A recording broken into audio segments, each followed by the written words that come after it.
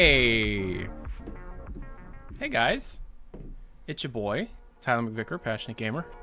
How we doing? It's been a little while, huh? I haven't done one of these in a while. I've been busy with life, real life shit. Getting married. I have my wedding ring.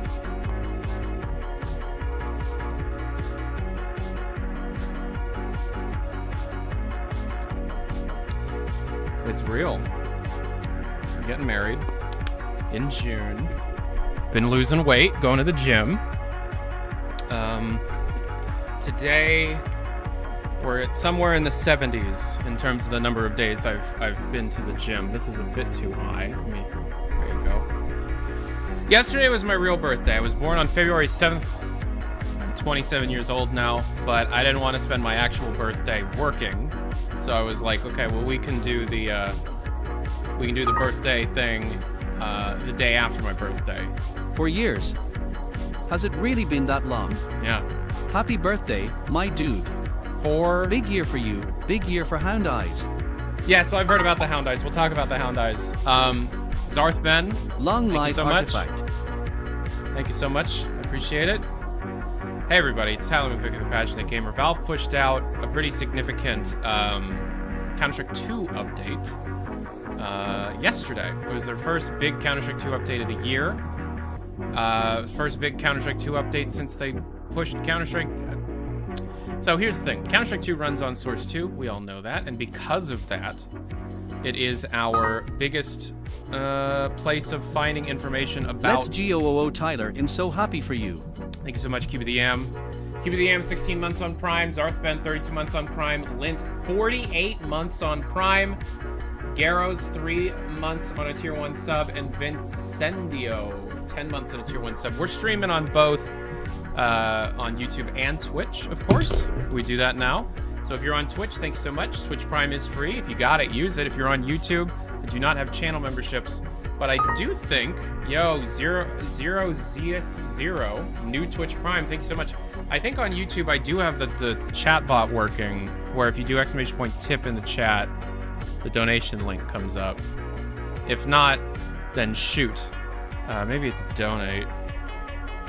Anyways, we have a donation link. Doesn't seem to be working on YouTube. Let me just turn that on real quick while I kind of give you a little rundown. Get lucky, Twitch Prime. Thank you so much. Thanks for the Twitch Prime reminder. Yeah, no problem, Bob. So the big Counter-Strike 2 update was yesterday, and because of that, there's a lot to find. There is a lot to find on Counter-Strike 2 related stuff. Let me just log in here real quick. €5 from the Smatty Slav. Thank you so much for the €5 through Super Chat. Music is a bit loud. All right. We are listening to Resonance Hub right now.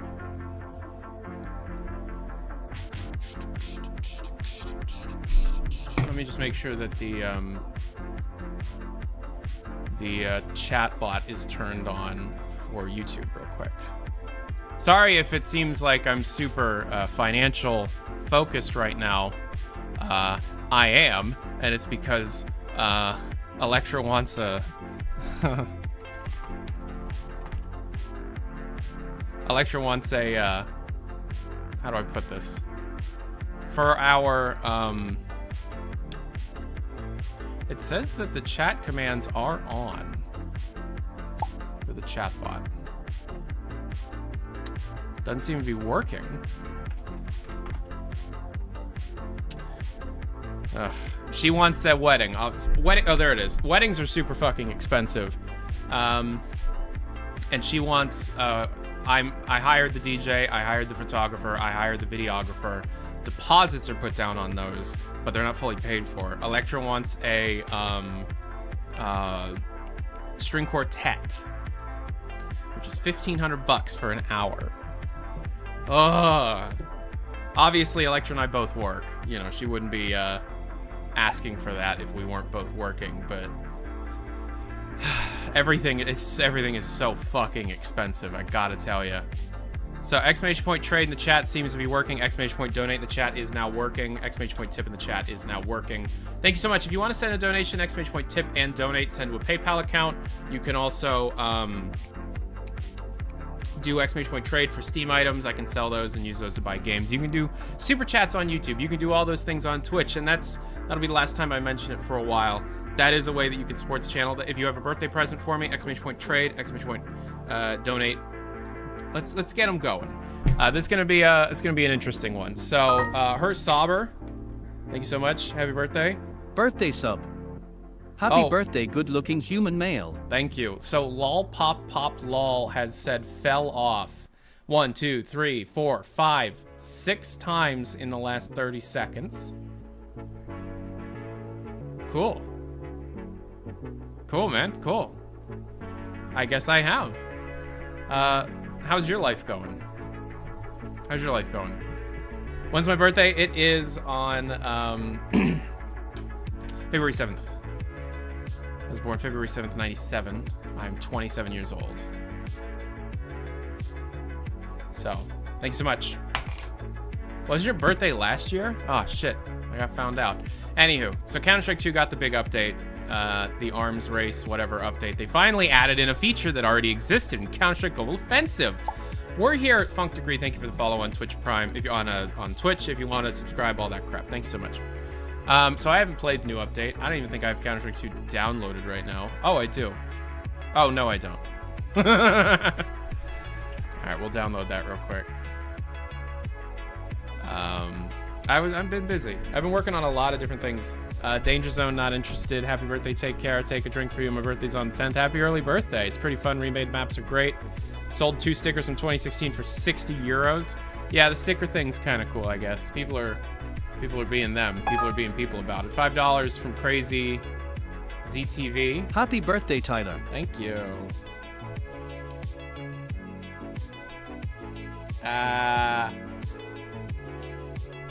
Okay, so, hi. I do want to warn you, be a bit open. I am on a new medication and have been for a couple of months. And that medication does make it a bit harder for me to speak, I've noticed lately. From one birthday boy to another. That was delayed. So, because of that, I've been a bit more embarrassed to stream.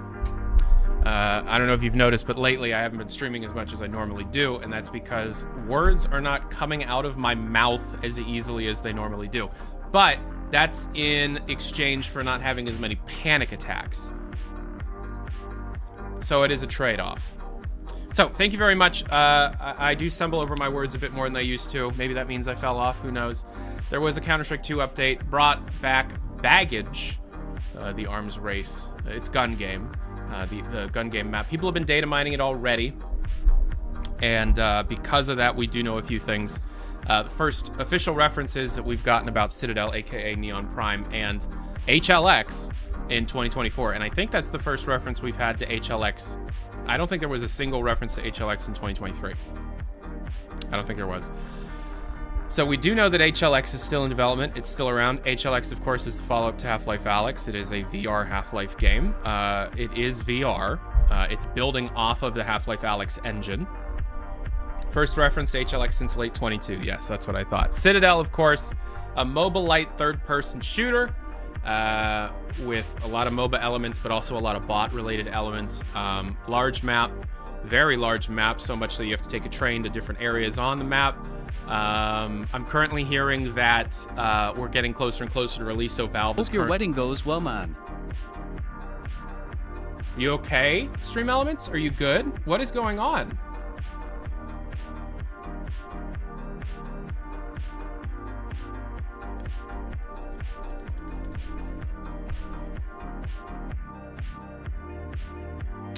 So somebody donated $5 2 minutes ago, and it just finished reading the message that Kaz put in.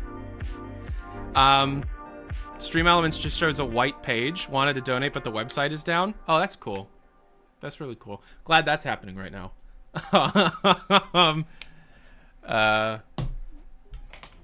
Nothing I can do about that. Just, I don't know, trade offer or super chat, or if you want to support me, I'm sure there are ways. I have many ways of doing so. But if Stream Elements is down, there's really nothing you can do. You can donate directly to PayPal, TylerMcVicker@yahoo.com. But anywho, yeah. So Arms Race got out. People have been data mining it. Neon Prime, third-person, mobile light, shooter, sci-fi, humanoid. Everybody's a bipedal humanoid. You can control bots based on different abilities, different classes. It is a spiritual successor to every game Valve has made up until this point, and the mission statement, from what I've heard, is that it's to unify the audiences. It's to try and create something that the TF2 crowd will like, the Counter-Strike crowd will like, and the Dota crowd will like, and it's like the ultimate multiplayer thing that they've made.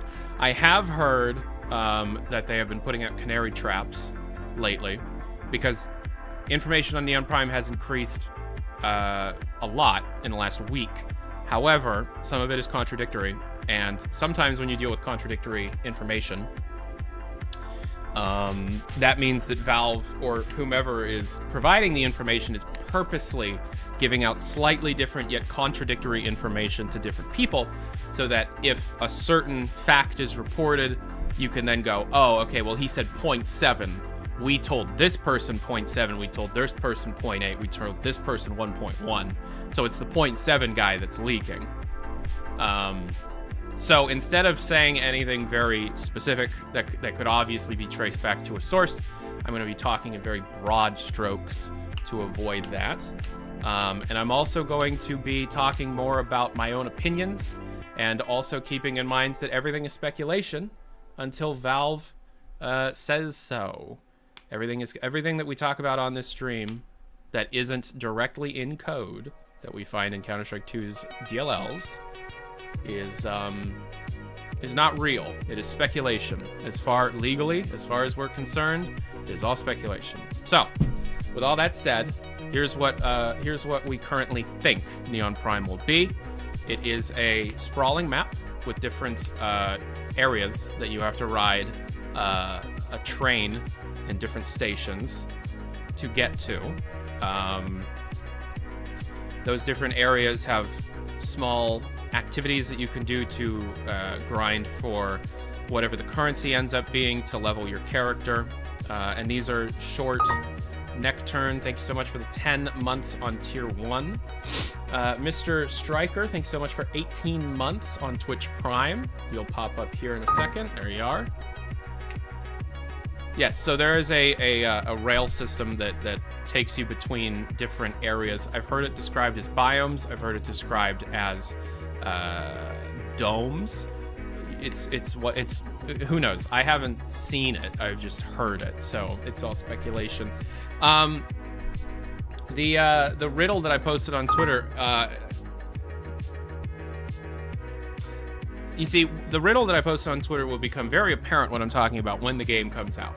And I want people to see the game that it's announced and be like, hey, Lint. Happy birthday, dude. Proud of you for how much you've been working on yourself. Thank you. Put this towards your wedding. Electra deserves it. She does. That's why I'm working so hard. The riddle was a picture of the flux capacitor from Back to the Future, and I said a bunch of random shit. All that random shit means something related to Neon Prime, aka Citadel. It is not a big RPG. It is a multiplayer game where matches take anywhere between 45 to 90 minutes. It's class-based third-person shooter, MOBA elements, lanes, neutral creeps, that kind of thing. You have abilities, but everything is realistic sci-fi, hard sci-fi type stuff from what I've heard. So humanoid, bipedal classes, and aliens or whatever, everything seems to be bipedal, meaning 2 legs, human, standing, and the weaponry is very like realistic fiction kind of, futuristic yet realistic sci-fi fiction type stuff. So hard sci-fi like Alien Swarm, kind of, yeah, kind of. Not exactly the same. Doesn't look at all similar, but sure, yes. Anywho, it's first person. No, it is third person. It is a third person shooter. Third person shooter. Anywho, so we're still waiting for Counter-Strike 2 to finish downloading so we can check out this this update. So I'll keep stalling for time for another minute 10. Halo Wars 3, no, it is a third person. It is not a top-down. It is an over-the-shoulder. But depending on the class that you play, you can have a top-down view. There is a mini-map, a la Dota 2. But it's also very competitively focused, a la CSGO. And it's also very full of spirit, full of heart. Not heart. The characters are very well defined. Unlike something like Counter-Strike, where your T's or CTs or whatever they're calling it now, and those are just like faceless, nameless characters. And unlike Dota 2, where you do have some defined characters, but they're so ill-defined in the game and the media, and plus there are so many characters, it's tough to nail down exactly what you're dealing with. Whereas Team Fortress 2, you have the 9 classes, and we could sit here and discuss endlessly about character motivations and backgrounds and rounded features on all of those different characters. So Neon Prime appears to be taking a lot of inspiration, taking pieces from everything. You know, it's got the Half-Life lore in it. It's got the TF2 style of writing and character build up, like the way that you define the characters, the way you interact with the characters, the way the characters are. So there's a little edge of humor to it. Counter-Strike 2 is finished downloading, very competitively focused in terms of its gunplay and its combat. So of course that brings in the Counter-Strike crowd, and of course it has a lot of MOBA elements in it: lanes, neutral creeps, different. I forget. It's like forest. I don't play Dota. Forests, whatever. The middle bit where you find the neutral creeps or specific neutral creeps, shops, crafting, that kind of thing. It's multiplayer. Yeah. What will the game look like? Hard science, hard sci-fi. That's from what I've heard. I've heard the term cassette futurism tossed around, which can mean a lot of things, you know. Do I think the new Hound Eye stuff is for Neon Prime or HLX? Well, it's an ambient NPC, so it could very well just be out of bounds areas that you can see ambient NPCs roaming around. Hound Eyes are something that you would see as an ambient, but if you were talking Half-Life, ambient NPCs could be anything from alien slaves, aka Vortigons, walking around. Hound Eyes makes sense because it's kind of like a fauna, wild animal creature. Head crabs, no, but you would see things like bull squids, you know. Yes, but it could be either. HLX having ambient NPCs, it would make more sense to add ambiance, to add flavor to Neon Prime versus Half-Life Alyx or HLX. Half Peeps with the sub, that's 26 months on Prime. Oh, hi. Oh, hi. How are we doing today? Half Peeps. Love you. I hope you're well. Anywho, Citadel and Neon Prime are the one and the same. That is correct. All right, we're going to play a couple of rounds before we really jump into the data mining, because I haven't touched this at all. In fact, I don't think I've played Counter-Strike 2 since its launch. I've been busy with a lot of other things. Real life took over. Jet Miner with the $2. Let's hear it. Let's hear it. Okay. Are you worried that the lack of FOC focus could lead to another flop? No, it's very focused. Me saying that they're taking elements from everything does not mean that they don't already have a core focus. This game's been in development since 2018. $10 from Parker Dillon. Before data mining, check out AR Baggage. Has some cool VScript stuff that incorporates. Interesting to see how they're incorporate this in the future. Yes. We're going to take a look at that right now. Advanced video. All right. I want to make sure that everything is high as it goes. Yep. All right. So, will it be Steam Deck verified? Yes, of course it will. I got a Tech 9 Groundwater. Ew.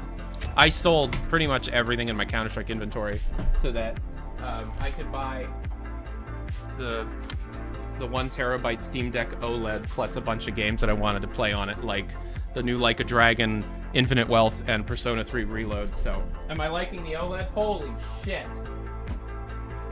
Once the overclock tools, Smokeless, which is what it's called, get updated for the newest version of the BIOS, you can get another 25% performance on that OLED because it's using a smaller nanometer architecture, so you can push a lot harder. And I don't know if you saw this, I changed the back plate to this clear purple Y2K looking Game Boy thing, which has an extra fan vent here, and then a much larger heat sink with thermal grease padding on it for the, you know, the VRAM chips and stuff. That keeps it significantly cooler. And so that would allow me to push it a bit further in the overclocking territory. Some people recommend, this is completely off topic, some people recommend using thermal pads on the CPU APU thing right here. And I might do that.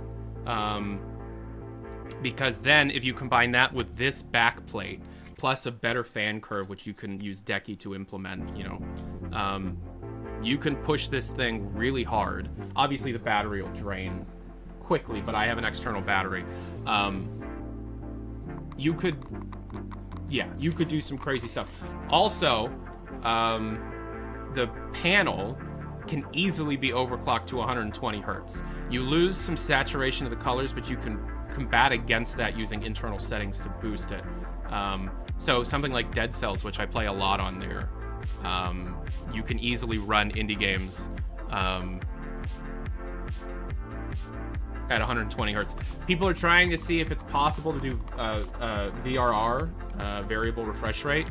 I don't know if that's possible. That would have to be in the chipset, the actual chips of this. So I don't know. But yes, the OLED, I fucking love this. This is great. This is my, I use this so hard. It's so hard. I use this so much. This is so good. Right now I'm playing Like a Dragon Infinite Wealth a lot. That game is sick. I'm using the dating app, and then all of a sudden it turned into some softcore porn. But then Ichiban's like still sitting at the for those who played the game, when you're given the tutorial of the dating app, you're like, it's this mini game about like trying to figure out the best responses in a chat on a dating app with a girl that you're matched with based on your preferences. This is all in a Yakuza game. Oh my god, Yakuza's the best. Are you kidding me? I got pretty much direct confirmation that, at least, the Valve employee who responded about the robot voice lines is interested in the game mode and how it'll turn out. So Crackhead Jones smiley face is my friend Bree. Anyways, to finish what I was saying, so you do this mini game. It turns into a rhythm game because you have to push the buttons at the right time while Ichiban's typing, and then based on how you do, you have to make a bar go all the way up, and if they love you, you go on a date, which is in a hotel room, and the girl's in a bikini the whole time, and then eventually she's like, I'm gonna get naked for you, and then it cuts back to Ichiban sitting at a cafe with this crazy lady with pink hair. Like, did the date happen? Are you still just sitting there? The Yakuza games, if you've not played any of the Yakuza games, they're on sale right now, I think. I think you can get a whole bunch of them for quite cheap. Go and play the Yakuza games. They're so good. They are so fucking good. Yeah, right now, you can get the Yakuza bundle, the Yakuza collection. Yakuza 0, 1, 2, 3, 4, 5, and 6. So 7 games, I think for like $40. Jump on that. Seriously, those games are fucking incredible. There's a moment, oh my god, last night there is a moment where a man is crucified. He's split open right here. His guts are hanging out. He has fucking railroad spikes up against a brick wall, and your character's like, holy shit, okay, so the local gang means business. 2 minutes later, you're doing food delivery for DoorDash and trying to do as many Tony Hawk flips on your bicycle.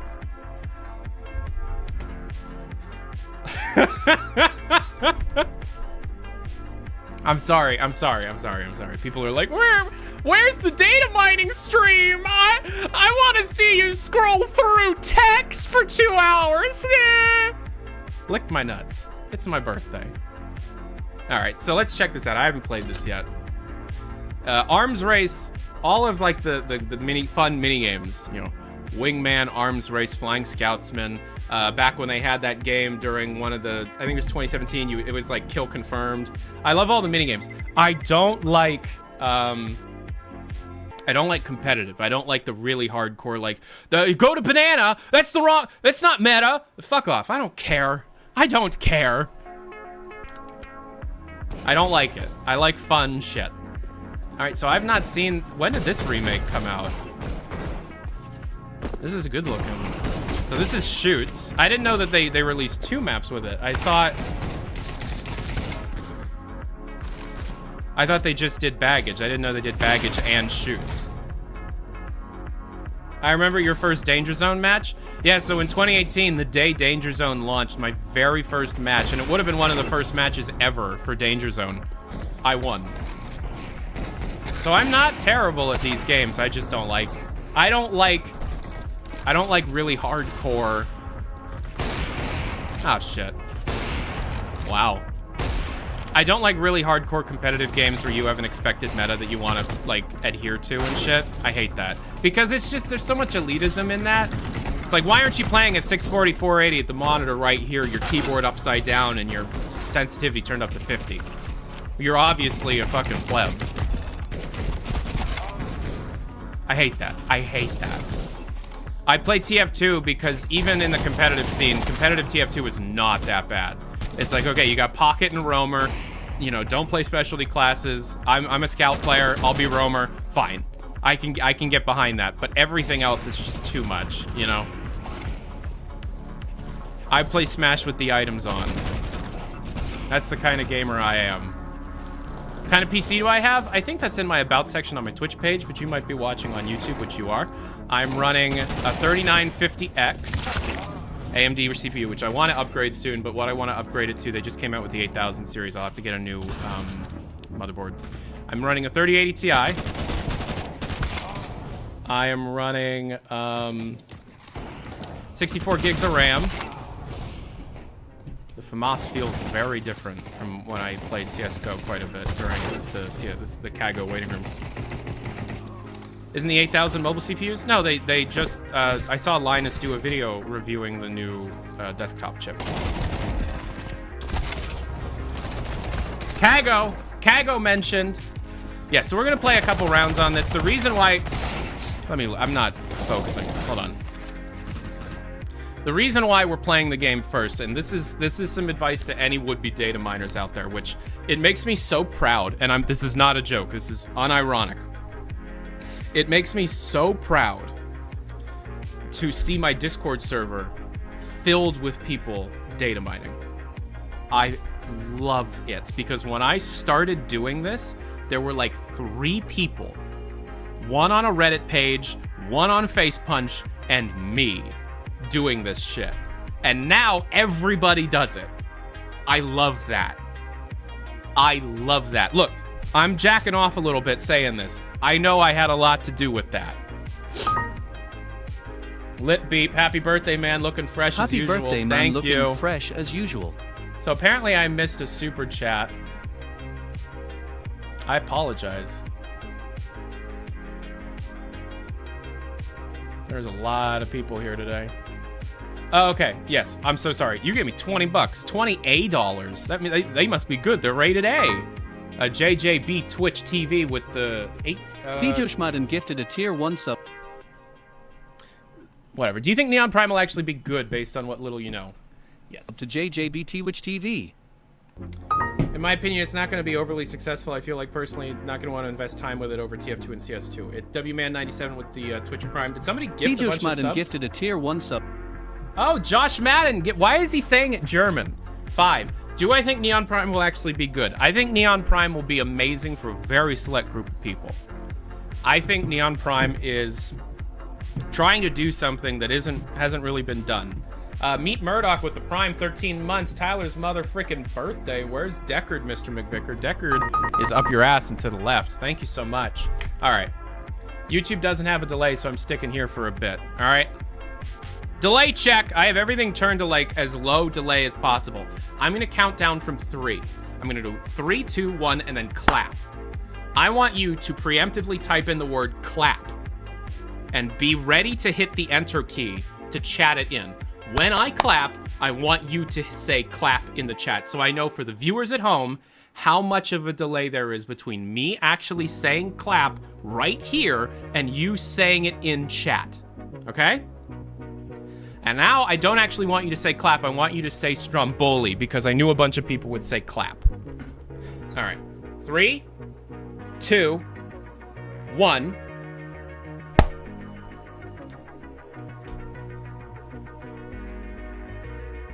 Cool. All right, there's not that much of a delay on either. All right, so for would-be data miners out there, play the game that you're data mining. Play the update that you're data mining, because there are gonna be things that you find that seem interesting that aren't, because they're in the game. So many times people have been like, Galactic 77 TV, so many times people have been like that. So many times people have been like, oh, dude, I found this new weapon. I might have found a new weapon for Neon Prime. And it's like, no, that's in the game. You just data mined. Always play a little bit of what you're about to data mine, which is why we're currently going to play a few rounds of this new Arms Race. Brand new game mode from Valve Software, Arms Race. Can you believe it? Such a new idea. Let's roll. New game still says let's roll. Let's roll. $6.99 Canadian. Would it be great to have more casual modes in CS2? Even Halo had playlists that cater to both types of players. Completely agree with that. All right, we're back on shoots. We're gonna go into focus mode. We're actually gonna focus.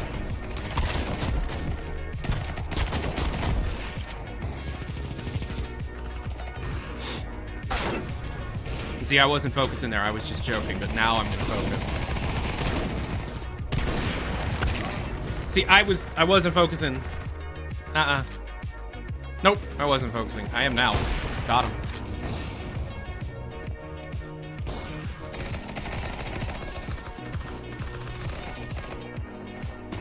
I got a new keyboard for my birthday. My mom bought me a new keyboard. It's a very nice keyboard. I don't like what is thocky? I feel like I'm getting old because people are talking about how creamy or thocky their keys are. I feel old. I just remember when everybody was excited that it was mechanical and that was it. It's like, is that mechanical? Holy shit. And now it's like 8,000 different things that you have to do. This is an optical, it's my first optical key switch keyboard. It's the K100 by Corsair. Oh, cool, I love being the final kill.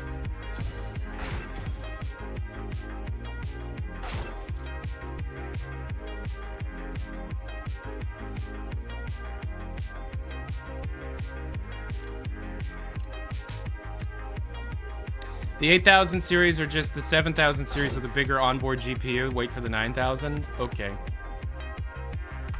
Yeah, it's an optical key switch mechanism, which I've never used before, but it's very, very cool. All right, so this is the big boy, big guns. Big boy, big guns. This is Baggage. They completely remade Baggage, which is cool. This is a classic CSGO map, one of the first CSGO maps. Very cool.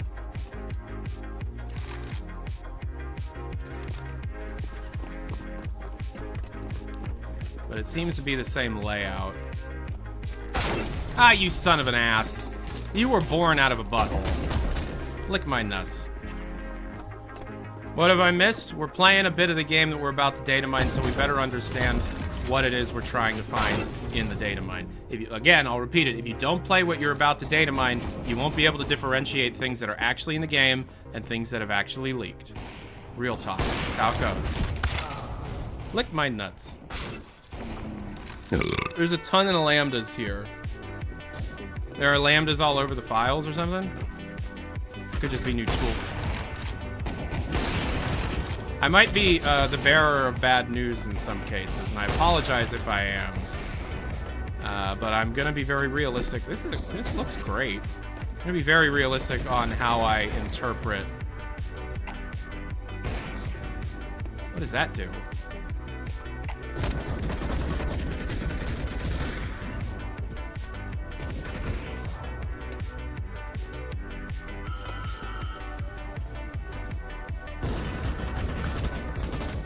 What the hell? There are lambdas on the briefcases? In the room where you can move the conveyors, there's lambdas. Argus detection. Hey, let me enjoy it! Where are the lambdas? Oh, here. Oh, fuck off. Almost every suitcase has a Lambda. Like I've been saying for years, Neon Prime is Half-Life related. Pottsville.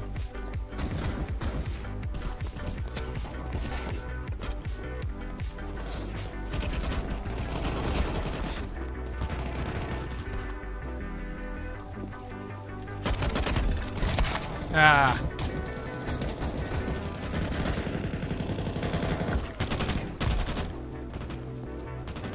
I don't see any Lambdas. I'm looking for Lambdas. There's chickens.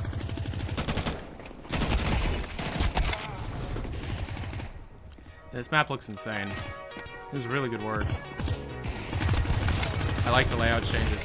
See, because I play so much Arms Race, or I played so much Arms Race back in the CSGO days, like, I'm very intimately familiar with this map, so it's nuts to see it. There's a bunch of details behind you in the out-of-bounds area of spawn. Yeah, what the hell? Why? It's Valve just showing off. Got a crop duster over there.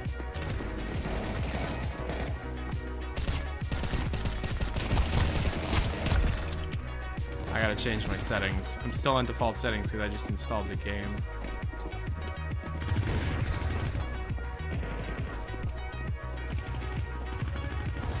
The airplane is fully modeled. Holy shit, can you go out here?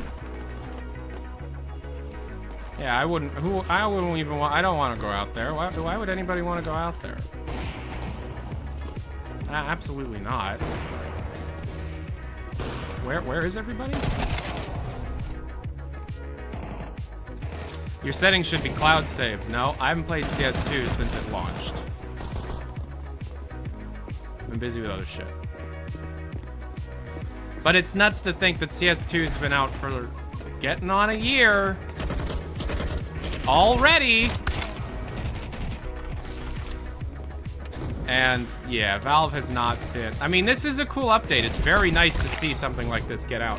This should have been out first month. Valve is not handling CS2 very well. They're not a company that does roadmaps in an industry where you need roadmaps. CS2 came out in what, April?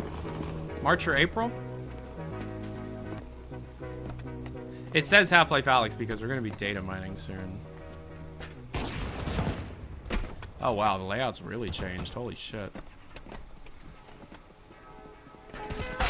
You ass. Yeah, March was the limited test, September was the public release. That's right.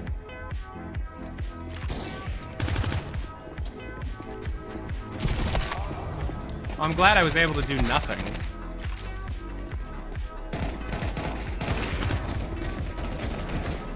This is the worst part of Arms Race, when you gotta use the HMG.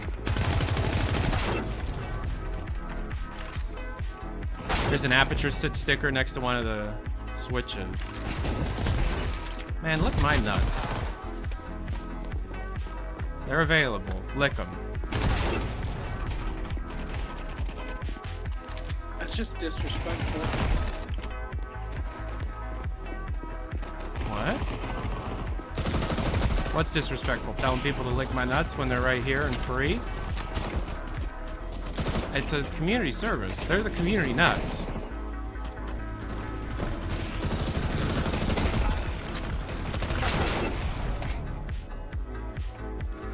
Pro tip, first few shots of the M249 are accurate. Whee!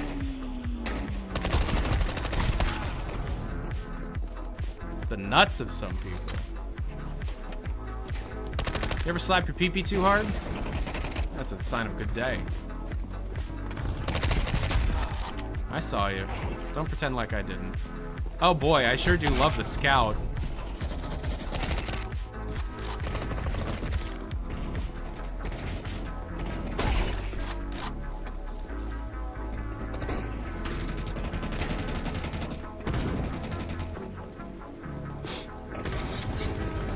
Oh. Do you have voice chat on? Apparently. I'm learning that at the same time as you. Is that it? Ow. Yo, Tyler guy, win Half-Life 3. Can you put this in a YouTube video?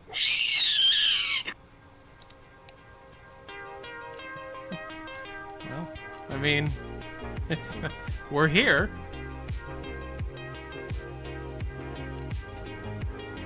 I can't tell you the number of times that happens. It usually happens in TF2.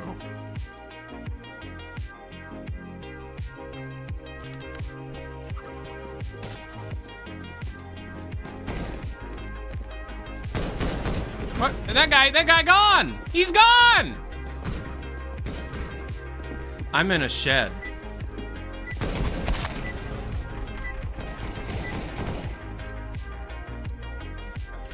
Anybody else in a shed? Anybody else watching from a shed? $25 Take my money, YouTube man. Are we close to getting new guns in CS2? Nope. We aren't close to an actual, like, content drop, sized content drop for a long time, my man. €5. If you want some niche Valve gold source stuff, look up Titus. If you don't think I already know about Titus and OSHA training stuff and gold source, come on. Who do you think I am?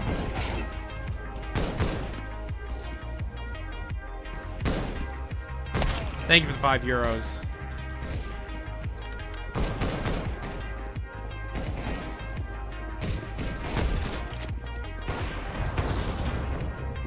Maybe you should do a report on it. There's really nothing to talk about. It's such a weird thing. I don't really want to do research on it. I don't think the builds are even out there. The Disco Elysium guy? No, Titus is the guy in charge of the Hardy Boys, right? In Disco Elysium? No, we're not talking about Disco Elysium. One of the best games ever made. You should play it if you haven't.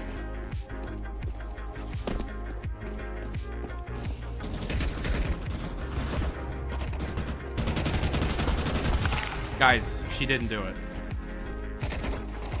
Play Baggage offline and no clip around.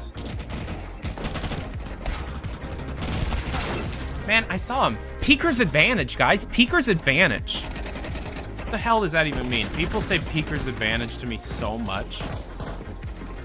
Guys, the netcode. Peeker's advantage. The netcode and Peeker's cheaters. Netcode. Peeker's empty game. Peeker's advantage. Empty netcode. Ugh. As a person that is not following the CSGO discourse right now, because I don't care, that's what y'all sound like to me. I know what Peeker's advantage actually means, but just like the way people complain about this game is funny to me, because y'all just keep playing it.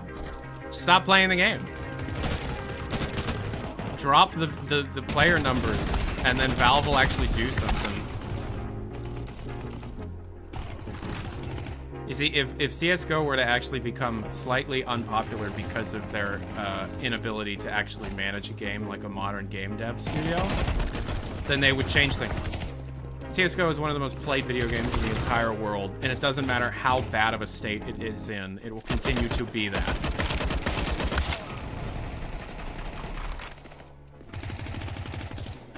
Anybody have a cervix? Anybody have a fully modeled cervix? Alex Vance fans in the house.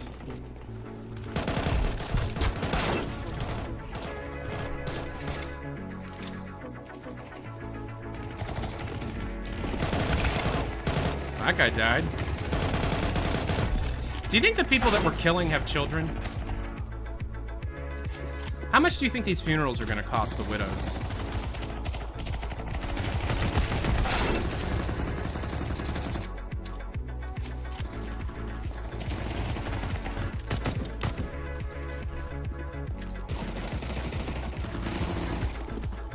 Peeker's oh shit, he's dead.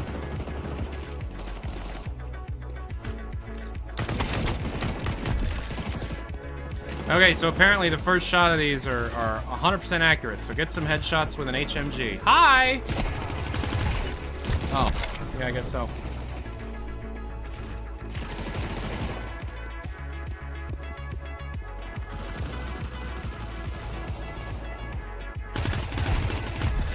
Got him. I didn't know that. Thank you. Got him. Dead.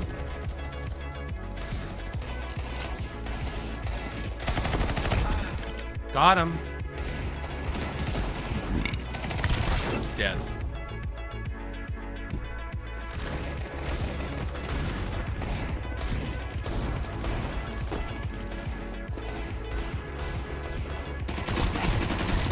Got him. Dead.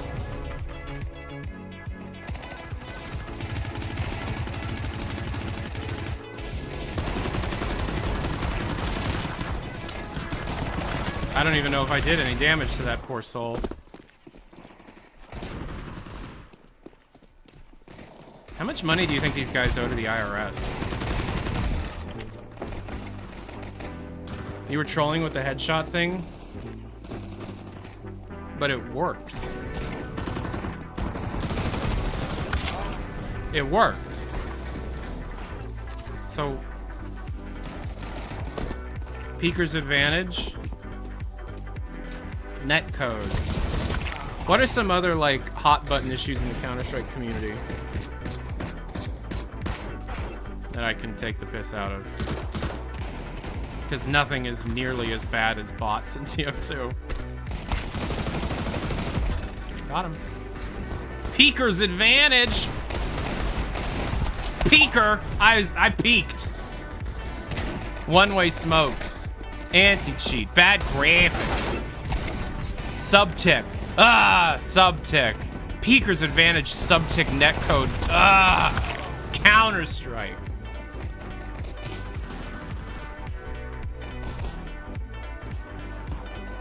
Yeah, apparently the Chronomark Starfield watches broke. Like a bunch of them broke. All right, well that's enough of that. I've had enough. Counter-Strike, everybody. It's the same. Sub-dick. Peer's advantage. Netcode.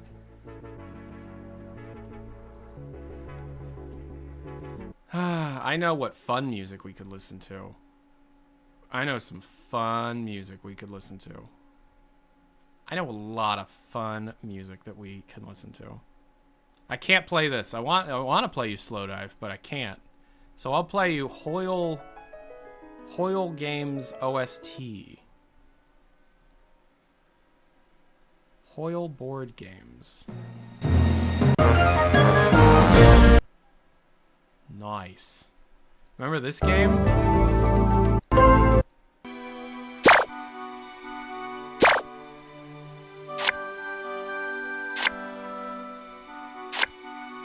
Remember this? I continue to play the shit out of that. That is my favorite. That's one of my favorite video games, period. Alright. There you go. So we're gonna listen to the Hoyle card game soundtrack while we data mine.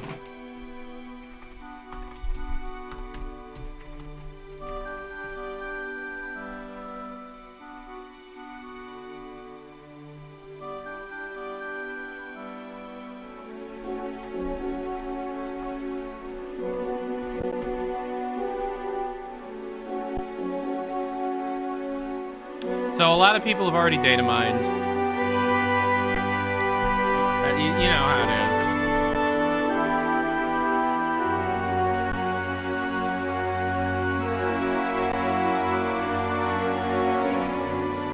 is. A little loud.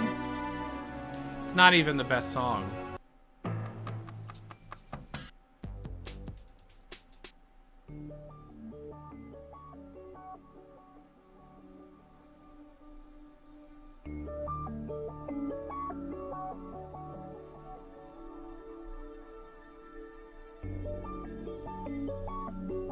You hear the boo-doo-wop. You hear it? YouTube people might not hear it. Alright, so we got some proto buffs. What do we got here?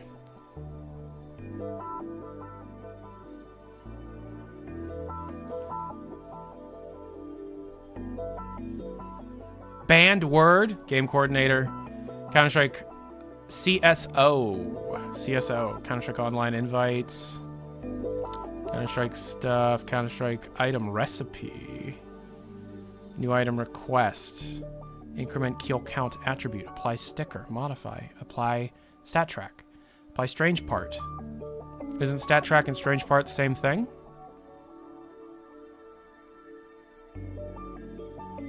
Pennant upgrade. Apply pennant upgrade. Apply egg essence. Egg essence? Egg essence? Egg essence? It's not like I already control-C'd that. There you go. Yeah, we're getting chickens. Egg. Alright, so in the proto buffs alone, we have pennant upgrades. Don't know what that is. So these are things that you do to items, economy items, weapons, skins, that kind of thing. And we can apply egg essence to items, we can apply pennant upgrades to items, and we can apply strange parts to items. Now, strange parts, you could think, well, it's just stat tracks. No. Because right above it, stat track. Oh, that's the stat track swap. Okay, so these might be the same. I'm not sure. Egg essence.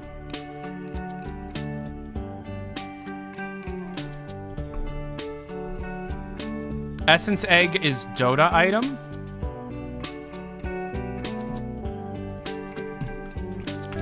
There's a new string. No results for apply egg essence. It's new. It might be the pet chicken stuff that we've already known about for like a year. Banned words. Dirty SDO cache. We don't usually read through each of the lines as closely as we do these, but this is, oh no. Oh no. Oh no. Essences. Every Greeble egg can be slotted with common... I wanted eggs in my military game! Shoot. Dota 2 always shows up to ruin everything.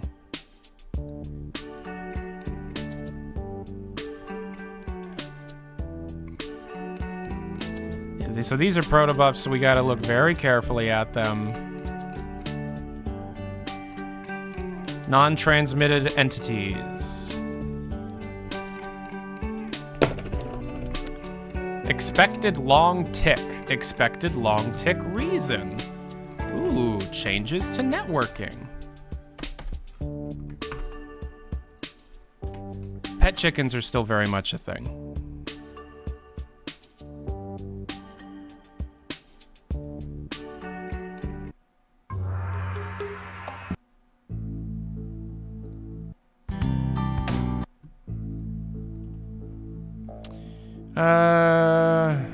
Water shake. User messages water shake.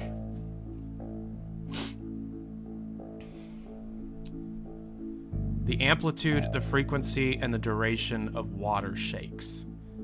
With particle manager updates for clustering and ending. Water shakes. So like ripples in water? Bin, asset types, old model, legacy compiled data, map asset, model asset. Yeah, it's the water thing, but then why is it being added to user messages in the Steam proto buffs? That's what I'm asking. That's the real question here. So they removed a lot of asset types in the files.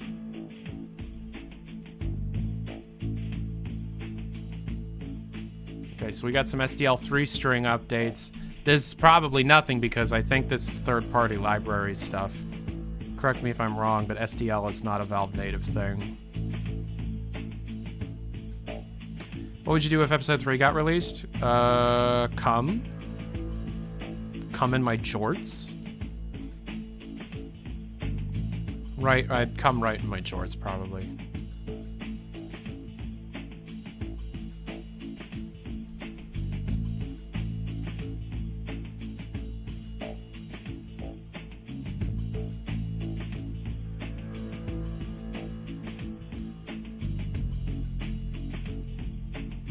Yeah, this is nothing. This file is nothing. What file are we on? This one? Yeah.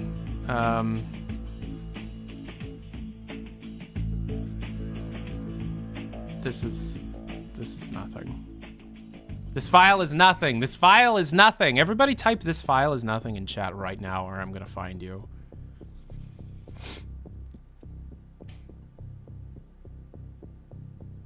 The developer of SDL works at Valve, but it is indeed an open source library. However, everything that goes in SDL 3 is because it's needed at Valve.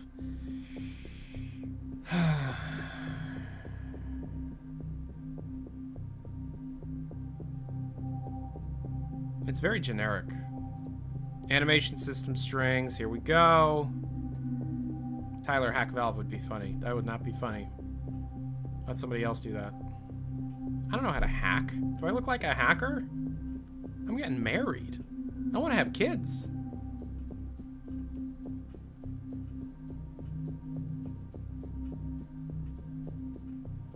A, E, body group, set, value. What does that mean?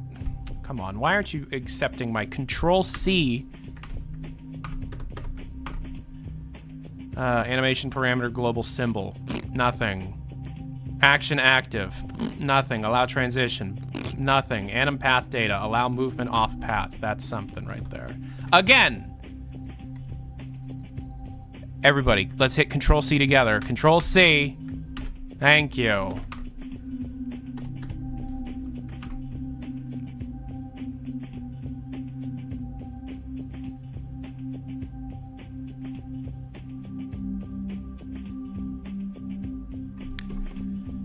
Render groom. I'm getting married. What does that mean?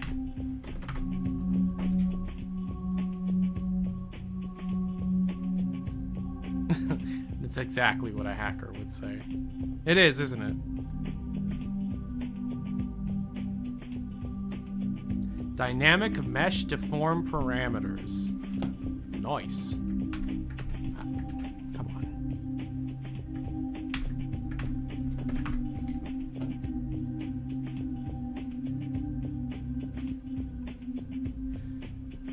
I could become the Valve CEO, theoretically. There is an alternate reality out there in the vastness of space where I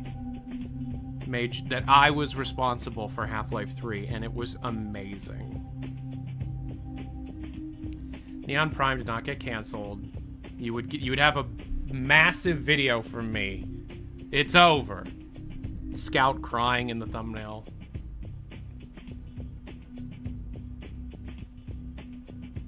How can you differentiate the legitimate Cave Prime who first talked to you versus an alternate universe Cave that is actually calling themselves Cave Prime?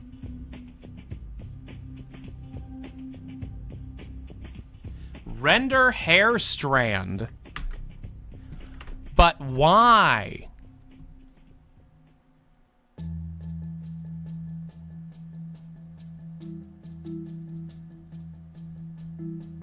I'm programming rope physics. Shared anim sets.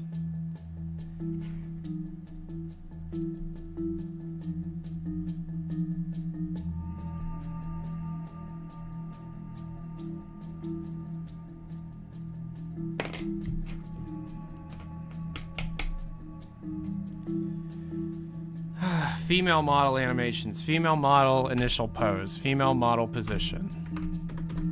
Flex controller weights. Frames. Imported collision. There's a reference to a new hair renderer file in the scene system.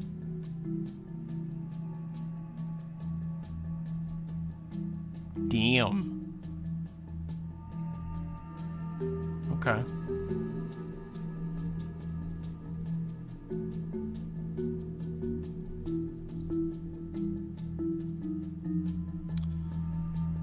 attention.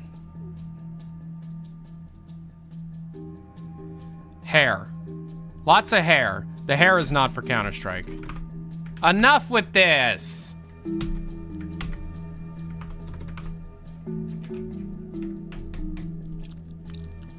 Sonic with a gun is a joke that I made up to have to not answer questions about id Software's next game because I'm friends with Hugo Martin and I don't want to get him in trouble.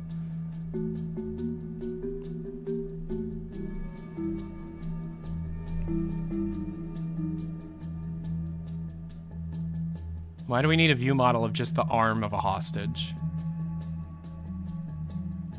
Is the bet still on? No.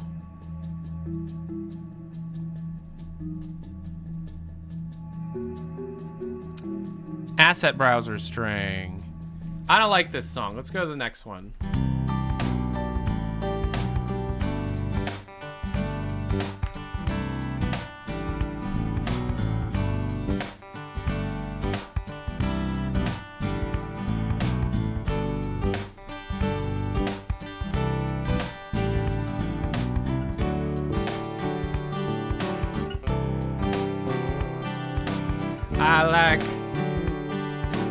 I like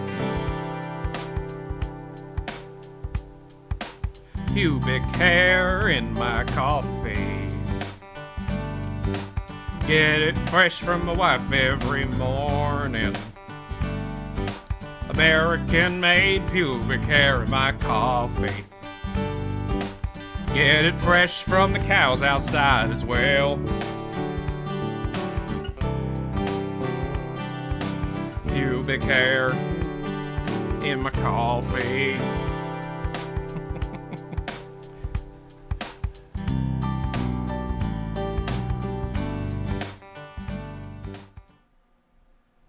Anybody in chat have narcolepsy?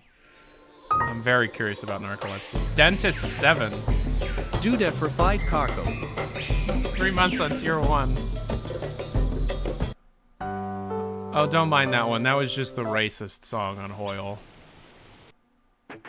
There we go. Now it's time for the best song on Hoyle.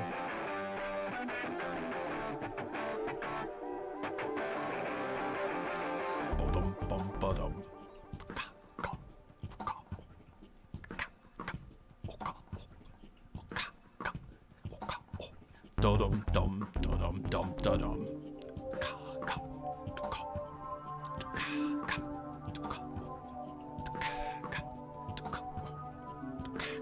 Dum dum dum.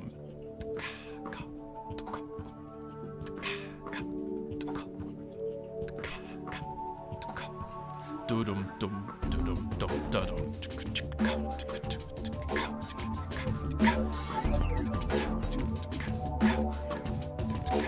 Game came out in 2004. Got it the first day it came out. Still own it in box.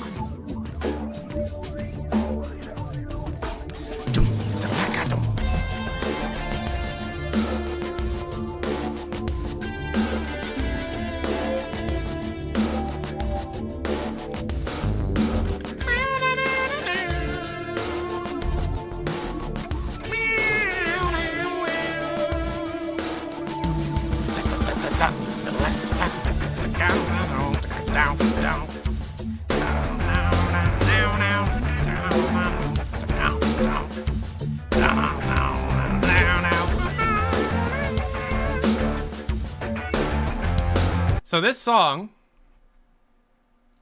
what is this song? Well, they used to sell these shovelware collections of cardboard and puzzle games under the Hoyle branding. Sierra did. They hired the guy who eventually went on to be the lead on Halo's soundtrack back in the early 2000s. It was one of his first gigs.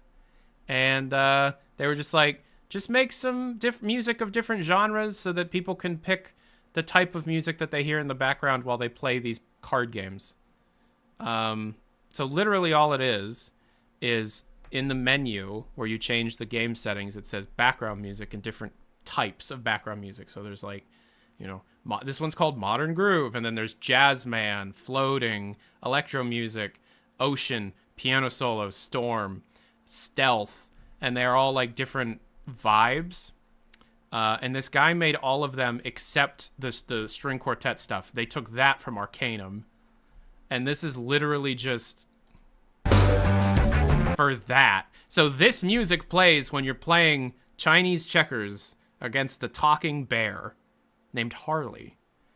Some of my favorite games growing up.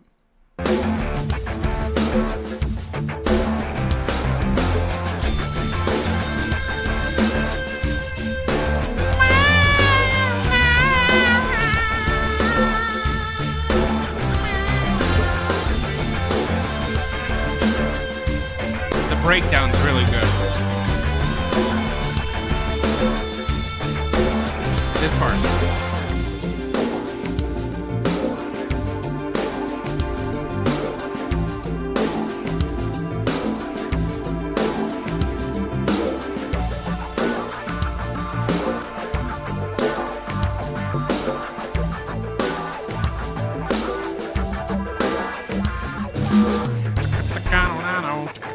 Down.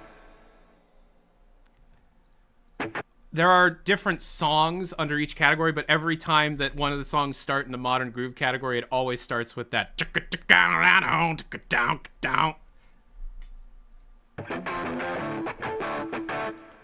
I'd have this one selected all the time. No, you wouldn't. No, you wouldn't. They're all this good.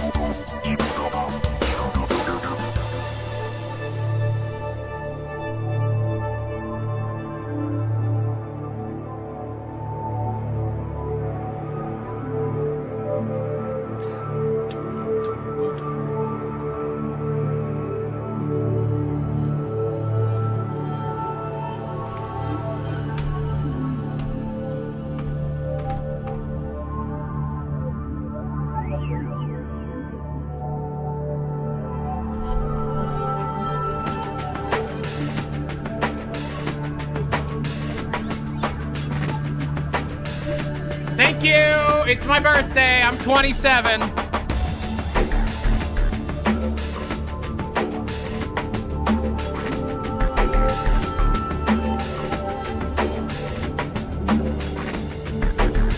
What will the reaction look like if we got Half-Life 3? I'd weep. Imagine what happened with Half-Life Alyx, but worse.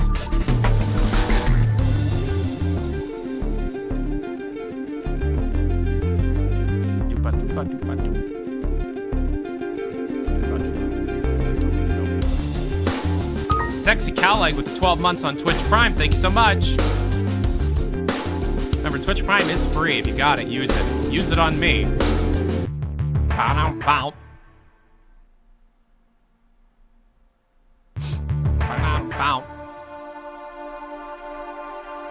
Custom songs are not currently on.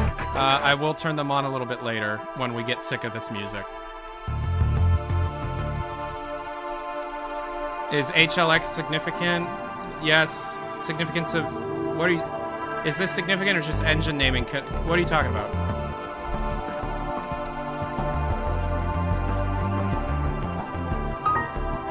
Nixon 110, 27 months on Twitch Prime. Sir, yes, sir. OORAAAH.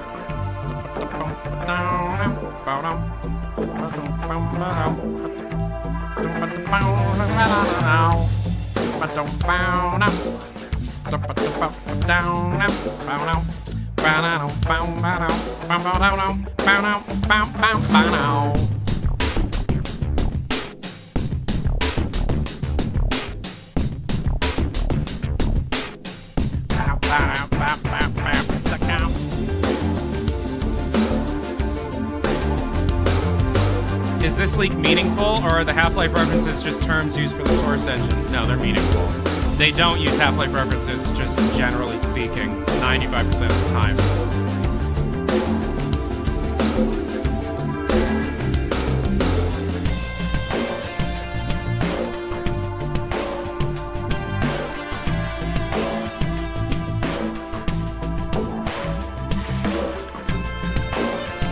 Happy birthday!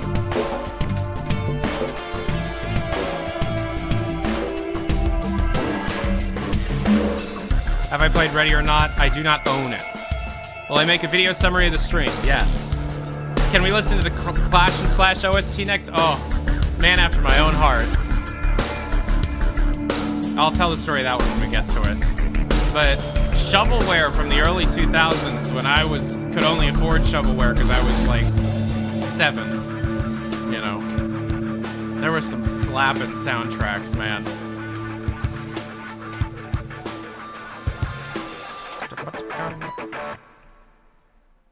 Okay, so that isn't all of the Modern Groove songs, but that's what's here. Oh, and they're separating them out by different ones based on the game they were in. That's not how that worked. Okay, so you'd think that would be the one that you would be using the whole time. Let me introduce you to their jazz compositions. Oh, this isn't it. There's 2 jazz things. One of them is a full 20-minute freestyle that's pretty good. But then there's Swingtown.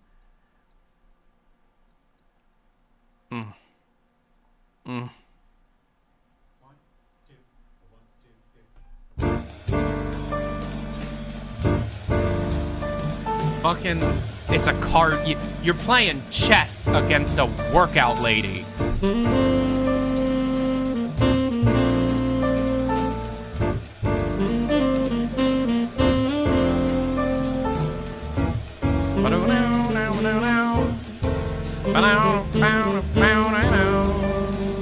I used to be a professional saxophone player. I could play this. I loved this song so much I learned how to play it, even though the dude's like making the shit up.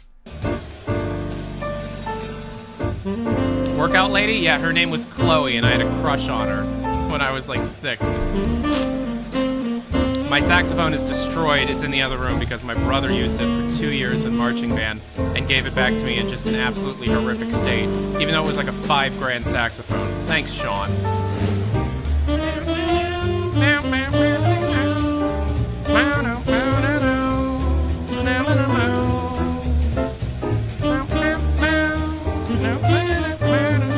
Fix it? It's very expensive to fix it. And I'm trying to pay for a wedding right now.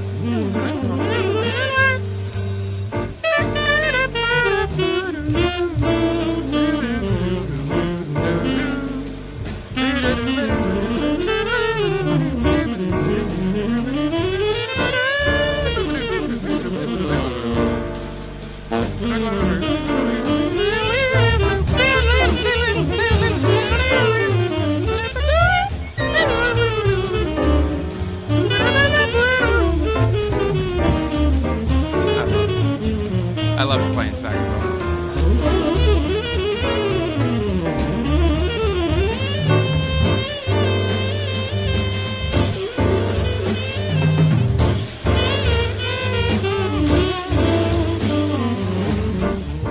Let's move on to the vibraphone.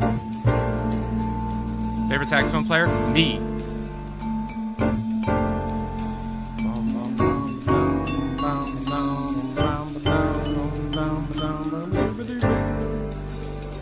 Reminds you of the Puzzle Agent games? A little bit, yeah.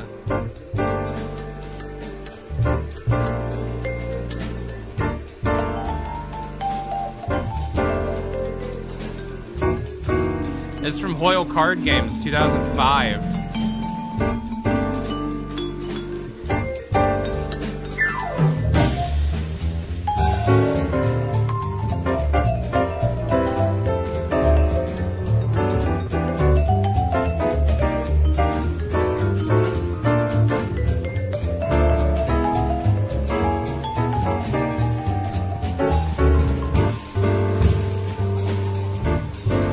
Why does it slap so hard? So, okay, can I nerd out about it? Can I geek out here for a second, or are all you gonna leave because this ain't my data mine? I'll be right back. I'll be right back. I gotta go get a prop.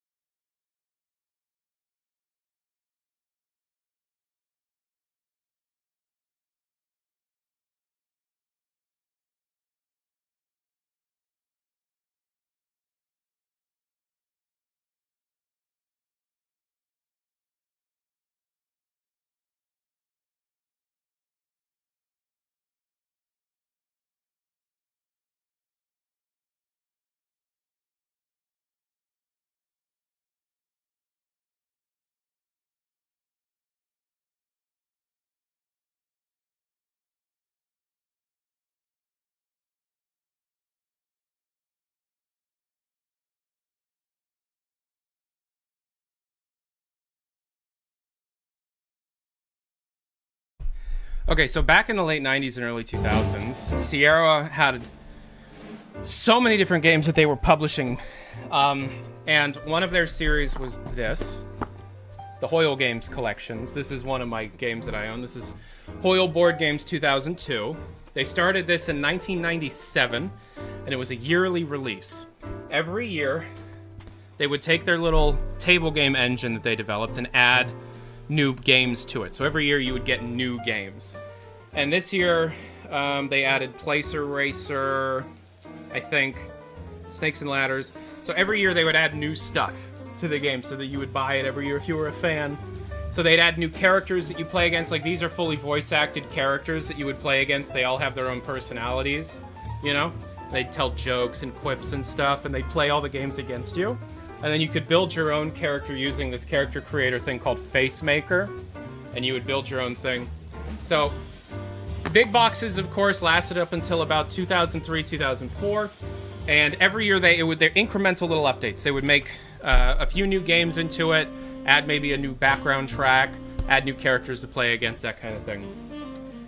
But in 2004, Sierra released these.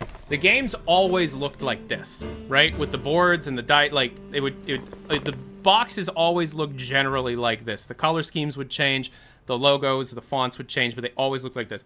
Until 2004, they looked like this. This was the only year they made them look like this. These are so fucking hard to find. These are so hard to find, but these were what were on the shelves in 2004 and 2005. So they used to sell puzzle games and board games as separate games. In 2005, they're like, fuck it, we're gonna bundle them into one, right? So these are the ultimate versions. Okay, so in 2004, they published these. They're huge. They're $20.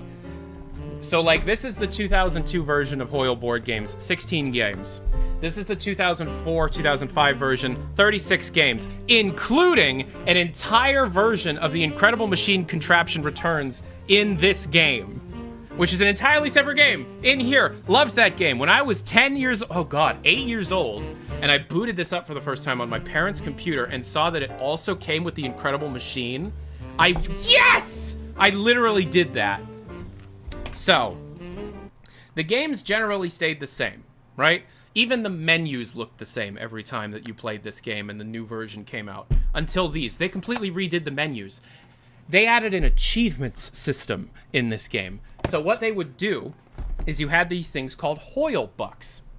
Hoyle Bucks would be earned by winning games a certain way. You had this virtual ledger of different actions that you could do in games to earn money. And based on the difficulty of the action, like, winning 6 hands of poker in a row, or, you know, finishing crazy eights in only a few rounds, or capturing all of the different pieces on a chessboard and then capturing the king, stuff like that. Then you would earn money, and then the money could be spent on new games, new background images, because the wallpapers that you would play against these, you could change them. If you could have different cards, the card faces would change, the card's backs could change, different items that you could use for your character creator, different items that you could put on your little desk that are interactable, like a dippy chicken and drinks and food.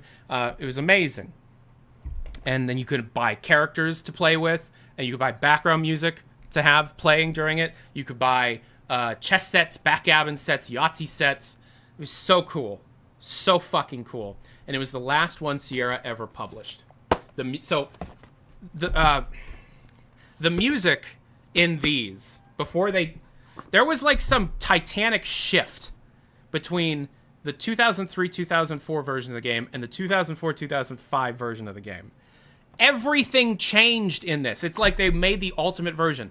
All of this slap-ass music that we're listening to only showed up in the 2004-2005 version. Before that, it was the kind of shit music you would expect for a shovelware collection, other than one good track, this one. But it was bit crushed to hell because these songs were made in 1997. Right? But these come out and they're amazing. I got this one, and then I begged for this one, even though this came with a game called Friday Night Poker that my mom took away from us because she didn't want us to gamble. And they also released a game called Hoyle Casino 3D, which was trash. And I do want the box, because there's a green, this is red, this is blue, the casino one's green. I don't own the green one. Can't fucking... It took 2 years to find a boxed copy of this. Anyways. The same year that they released these, these are two of my favorite video games of all time. The same year they released these, Sierra went bankrupt. And Sierra sold the Hoyle brand to shovelware company Encore, E-N-C-O-R-E. It's a blue rectangle. And they re-released these boxes, where the only difference was it said Encore down at the bottom here. The problem was, the versions of the game... You owned the Casino 3D game? I wasn't allowed to have it. The Encore boxes represent an immediate downturn in quality because Encore made you install their shitty little launcher to play these games that didn't need it before, and there were bugs for some reason. In the exact same box, the exact same game, there were bugs. So, for example, if you were listening to a background track and it ended,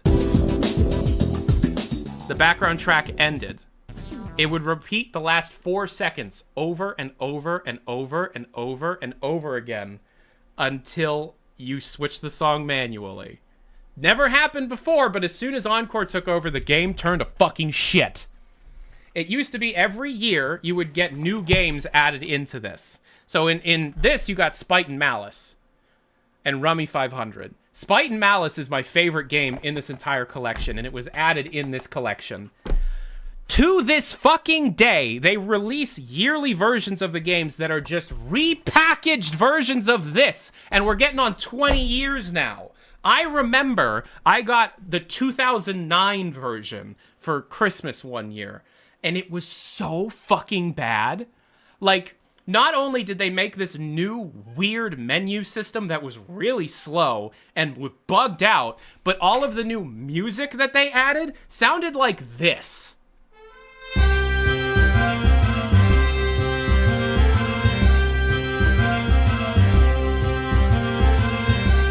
And this is what it used to be.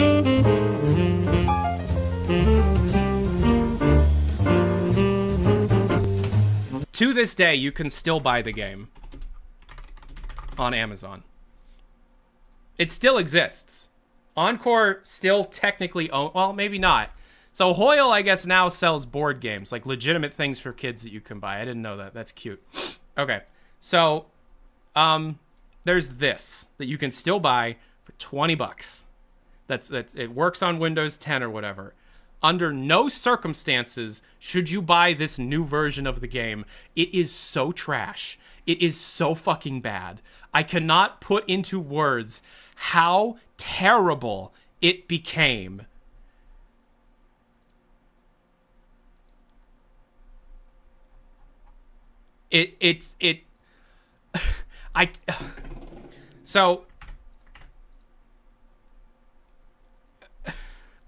It's so bad, guys. And it, to this day, still pisses me off because of how poorly they handled it. They ruined it. They ruined it. But yeah, so these though, if you ever want to play some really cool shit, find these. Specifically the Sierra releases of the 2004-2005 editions of Hoyle card games and Hoyle puzzle and board games.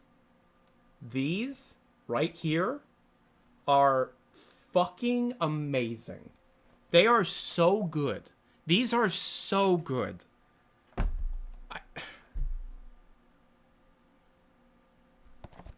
Like, I wonder if I have the discs in here. I do. Okay. Came on 2 discs. One of them's the puzzle games, one of them's the board games. Oh, and would you look at that? I have an external CD drive right here. I am going to install these on this computer because these games from 2004 run fine on Windows 11. Whomever was in charge of programming the engine that run these little table games was really good at their job.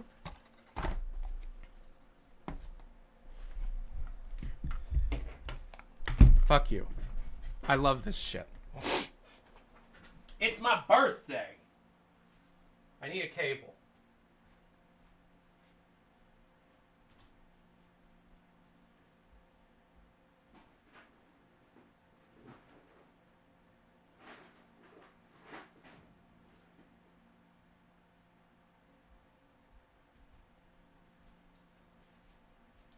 The installer might not work on Windows 11, but I know the games do. So while we data mine, I'm going to install these.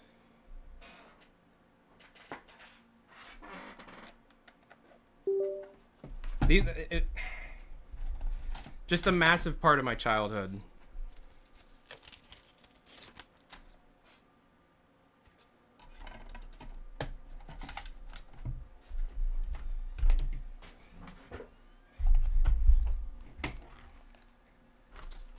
There were also a bunch of other games that I played the shit out of as a kid.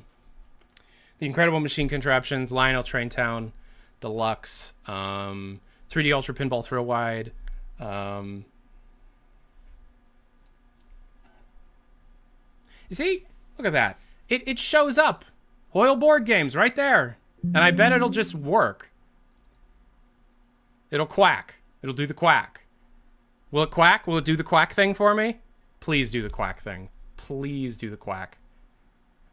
Oh, does the quack thing not work? Oh. Oh! This is the little launcher installer thing. And it's got a nice click sound when you click. Ah. Ah, yeah. Holy shit, is it just gonna work right out of the box? There's no fucking way it's just gonna work. We're gonna have to run into some issues here. Right? This is spinning up.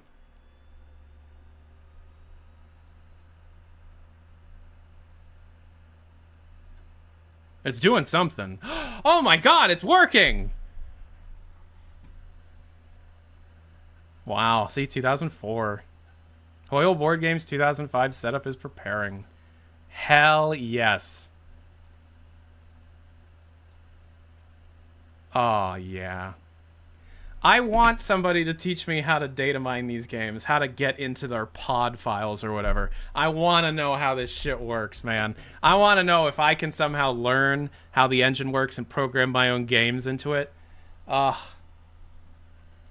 So here's the fun bit. The version that Encore re-released does not work on modern systems whatsoever. And it's supposed to be the exact same game. And the thing is, they used to just re-release the exact same game over and over again. They didn't add anything new to it. Have you tried getting into contact with the old devs? No, because I can't find a legitimate list of credits for these games. Because, you know, it's hard to explain. But, like, it changed hands a lot when it was actually at Sierra. And so finding the people that were actually responsible for it is tough.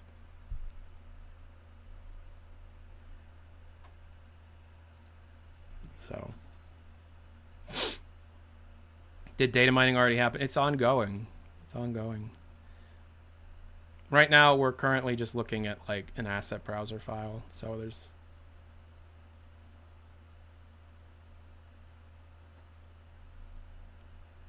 It's possible that they took a version in dev and didn't QA it. That's totally possible because Sierra was in a rough way. You see, I don't even know what game studio actually made these because they're only ever listed as Sierra. Vivendi Universal Games. I don't think that's actually them. I think that's just another publisher.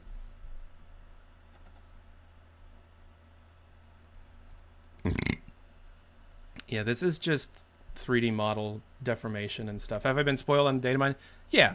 Yeah, but you see, the thing is, when people start talking about things that were found in data mines, they don't talk about details. They talk about the big things like, ooh, Half-Life was mentioned. Ooh, you know, Hound Eye scene.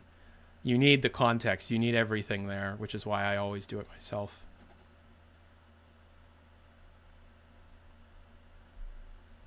Yeah, Valve actually made Zeus skins, but I mean, we'd been calling Zeus skins for a really long time.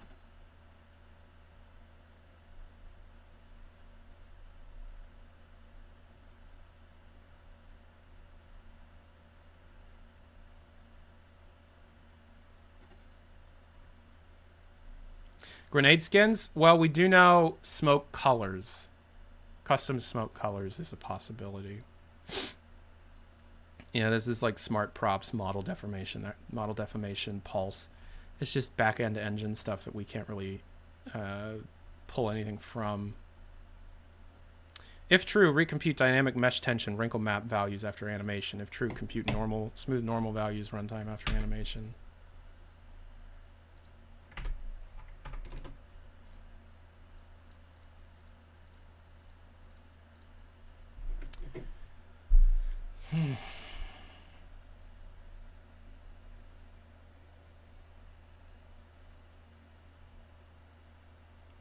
Smokes are for Danger Zone. 8 teams in Danger Zone, 8 colors.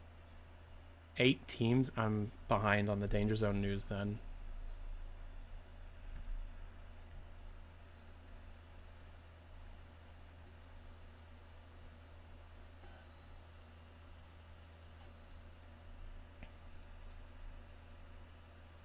The README. Compiled August 20th, 2004.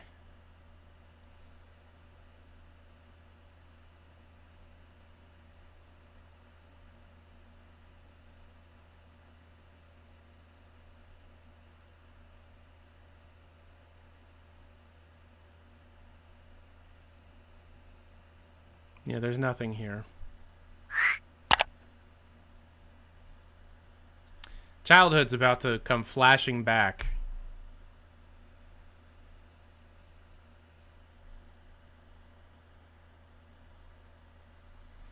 You can't play it in widescreen.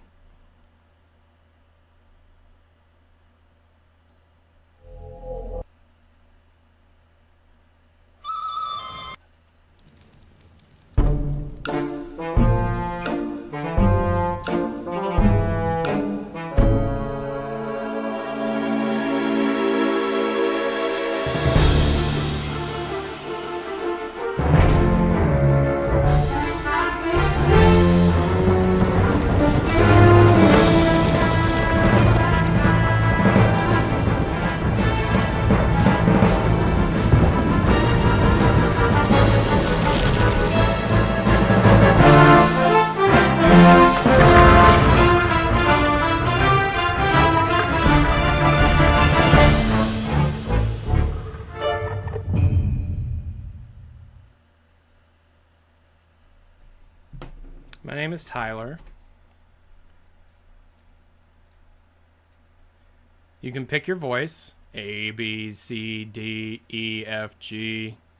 A, B, C, D, E, F, G. Check, check, check. How's that? You got a level? Is that everything okay? All right, thanks. Check, check, check. How's that? You got a level? Is that everything okay? All right, thanks. Yep. Yoo-hoo!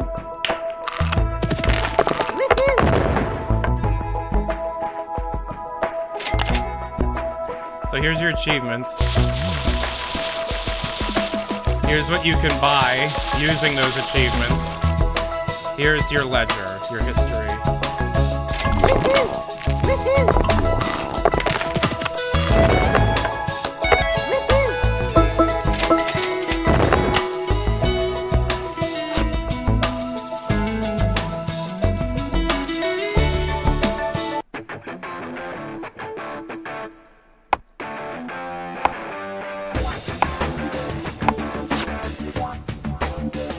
I'm nothing without you, Chloe. Did she say fuck?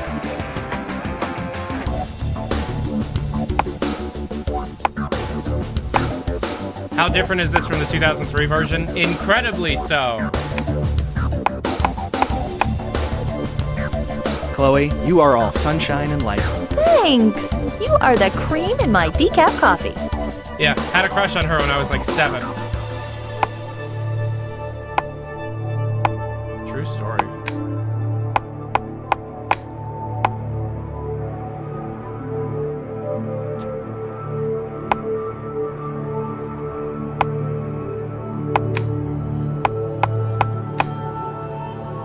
Oh shoot.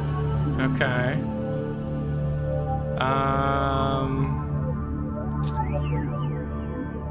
Try that. That.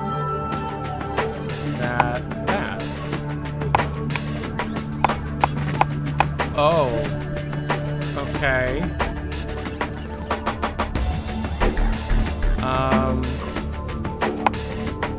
Red. Purple.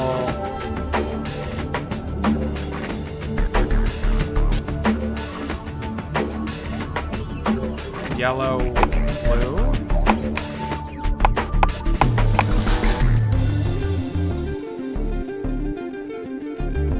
Oh shit. Okay. Well, let's get white, green, red, purple. Shit. Okay, so it's either white or green's correct. So we'll go white, blue,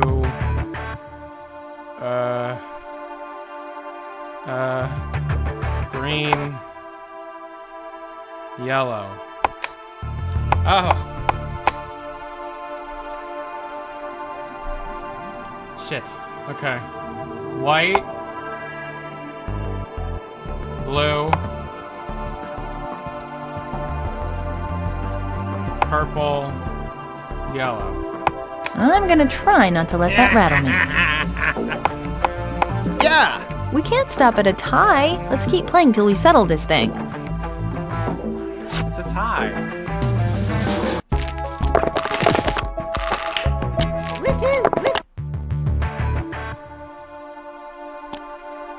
Triple Yahtzee. So,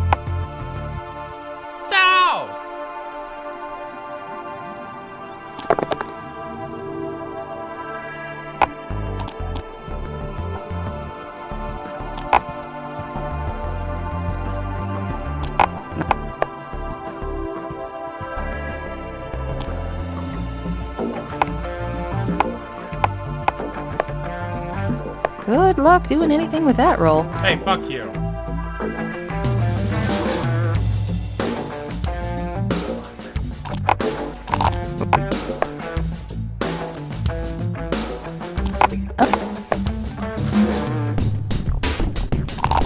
So that's Hoyle. That was my childhood. That's like my favorite shit. Back to this. Back to the grind.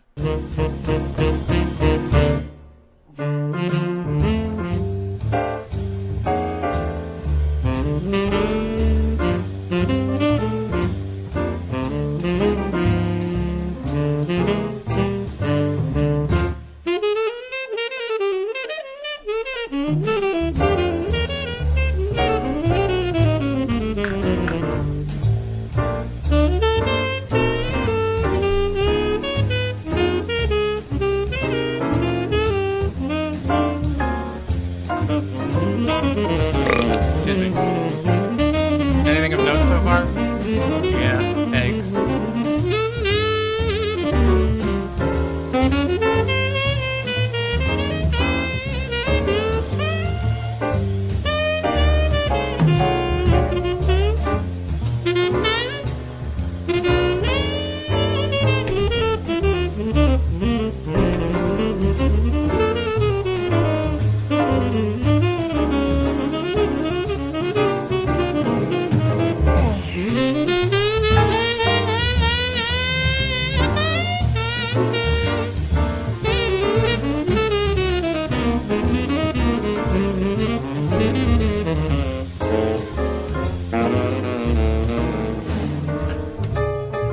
Frame to which generate the adaptive. Oh, come on.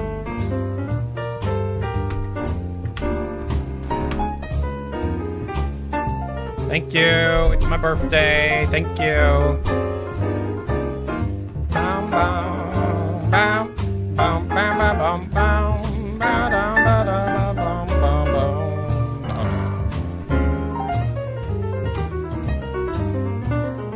Bum, bum, bum, bum, bum.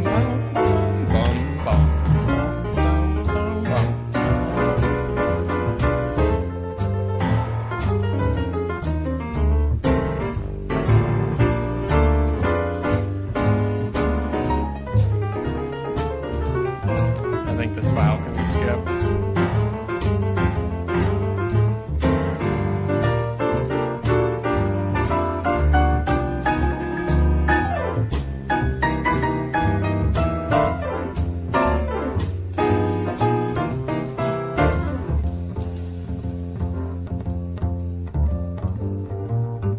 Happy birthday, Ostdeutschland, lieber Tyler. Danke.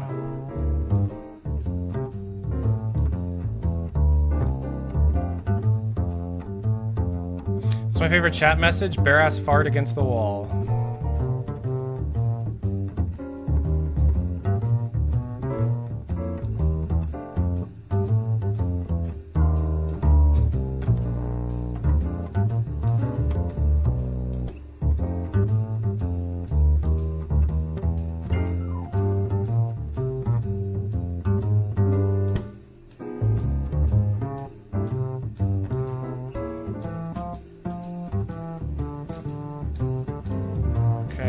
Asset system strings. Let's refresh the page.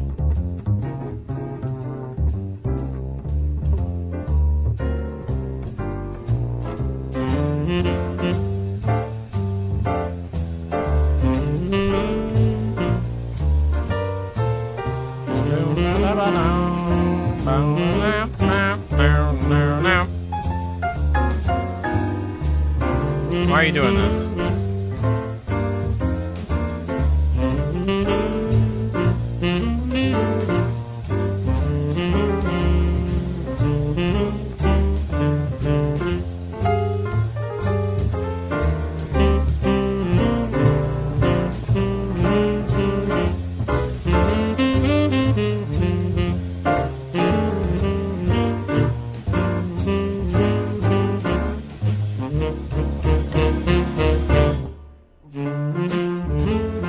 Am I gonna make the quartet play this shit? No.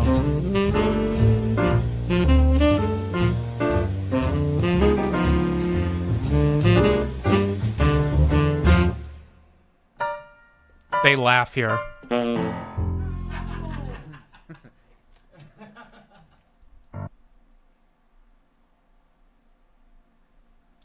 Another game that had amazing soundtrack was Clash and Slash.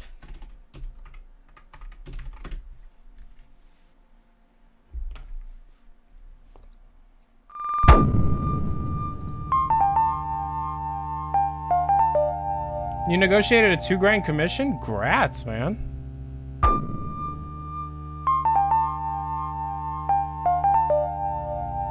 This is a Flash game.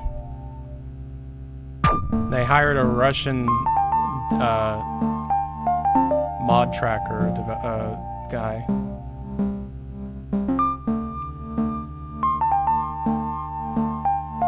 The guy died in a car accident in 2008. Doop doop boop up boop bap balado. Kajaslav, 9 months tier 1. This song's called The Inconceptual One.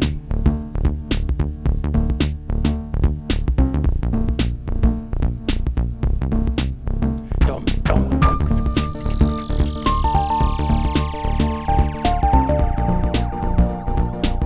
Bop bop boop up boop bap balado. Up. Bop, bop, bop. Bop, beep, beep, beep, beep, beep, beep, beep, beep. Before I knew anything about, like, computer file systems and mod tracking music and anything, I would just turn the game on and hold a tape recorder up to my speaker.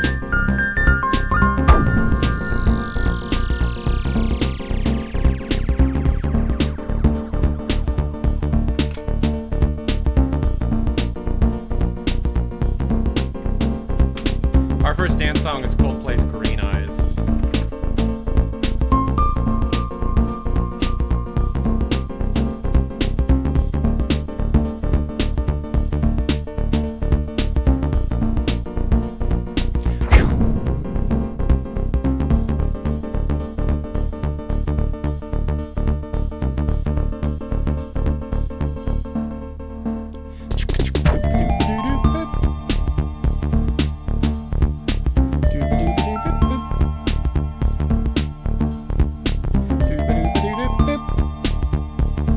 The song is called The Inconceptual One by TJ Technoids.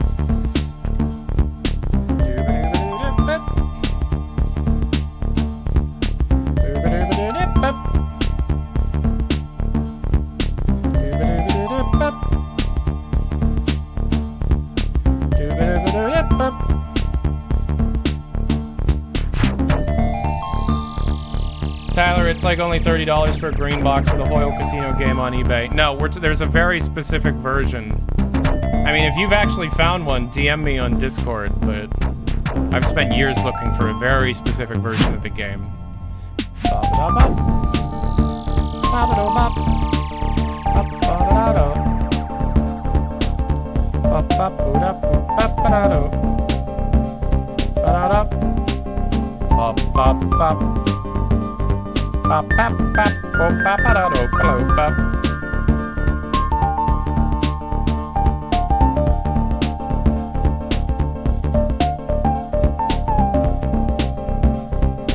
Check it in, check it out.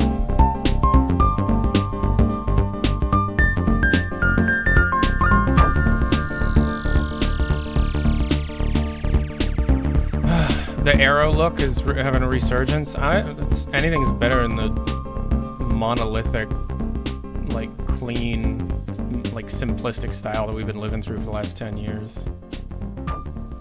Anything's better than that. All right, so this next song is the best one. It's called Sunday Morning.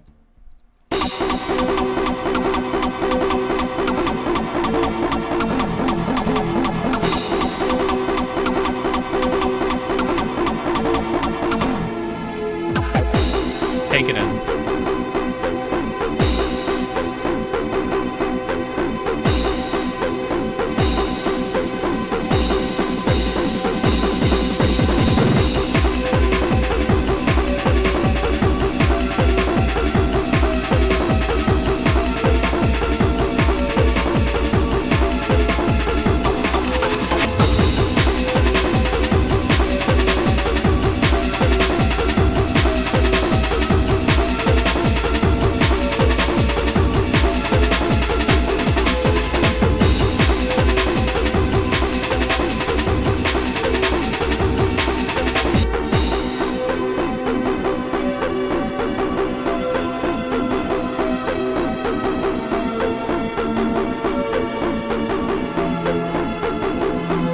No, this isn't breakcore. It's actually reggae. Labels mean nothing. This is jazz. Smooth jazz. Freeform. Smooth jazz. Mercy beat. Found anything on Deckard? We won't find any hardware related stuff.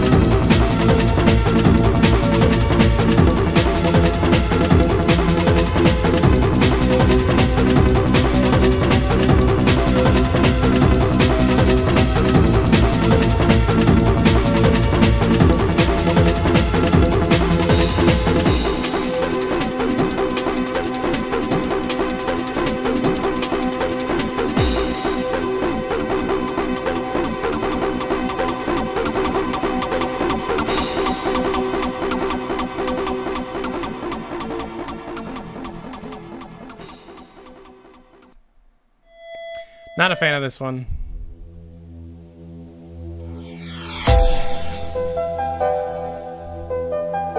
This one will sound familiar to super fans of the channel. It's the Vort dance song.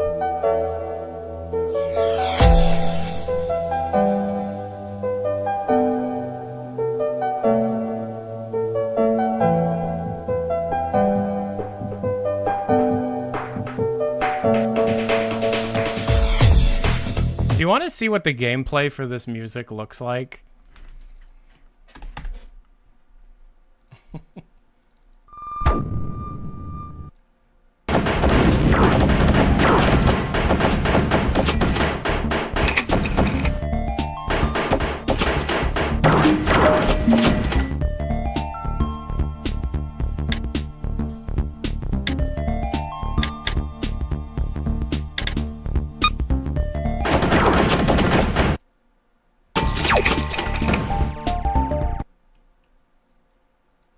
True story. So I found the creator of that stuff years ago, right? And I found every single thing he ever made, and I put together a little album called The Clash and Slash Lost OST.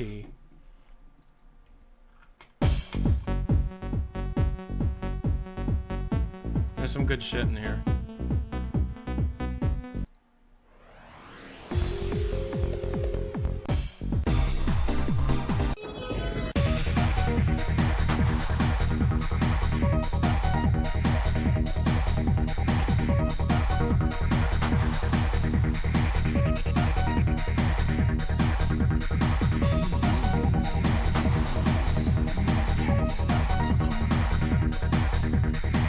Did I ever upload the album? No, I usually just make stuff for my own personal use. It's not my music to share. I'm cool with hearing stuff I'm not supposed to hear, but I'm not going to share it. Personally. Yeah, the guy has been deceased for like 15 years.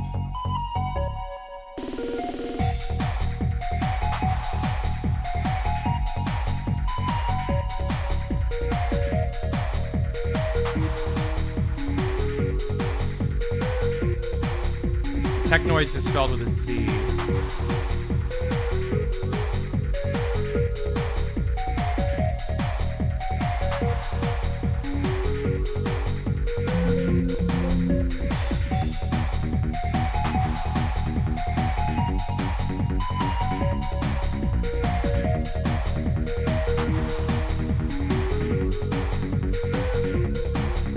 His real name was Anton Schmidt, I think. No one actually knows.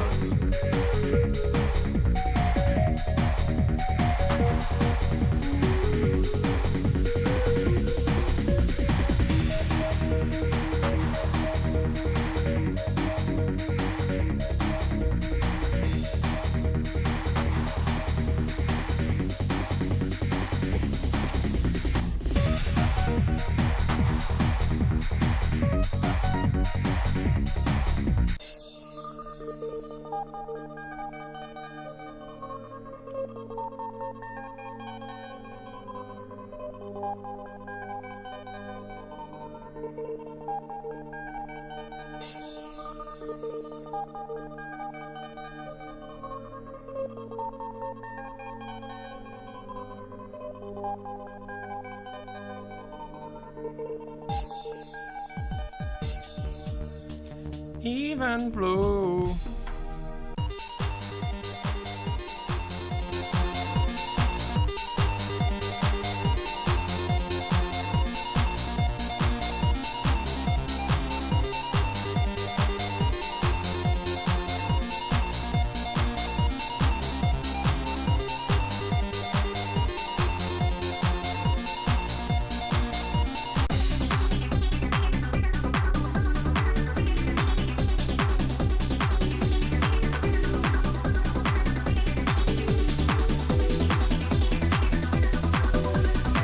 Oh, Tingman Thing. Thank you for the 5 tier 1 gifted subs. Tingman Thing gifted a tier 1 sub. Thank you. I don't run my Discord server, so I don't know.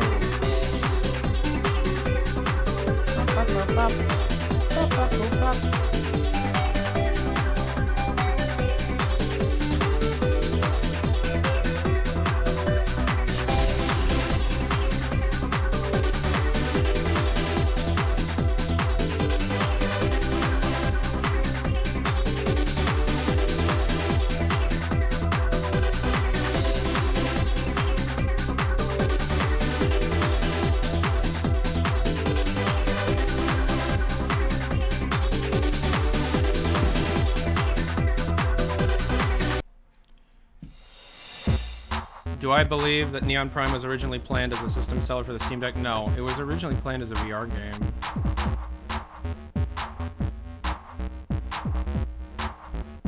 As far as I know. Another game with slap-ass music, by the way, the Return of the Incredible Machine Contraption.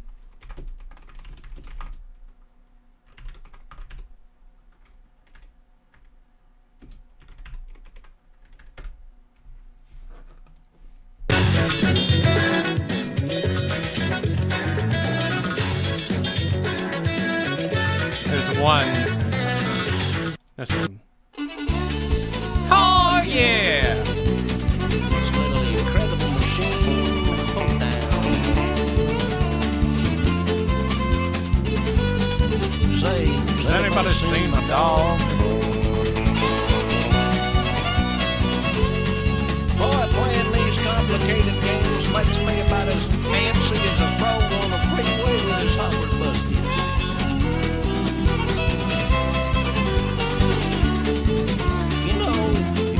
Solve this puzzle. Maybe you can come out in the front yard and help me get my truck started.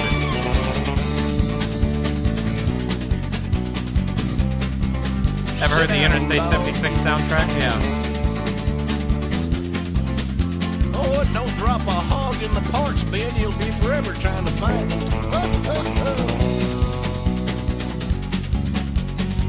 Where'd I put my wrench?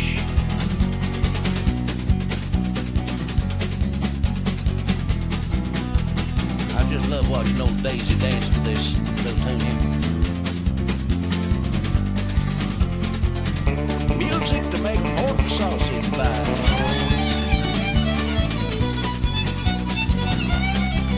Tyler McAwesome Sauce. You sound like you're straight out of 15 years ago.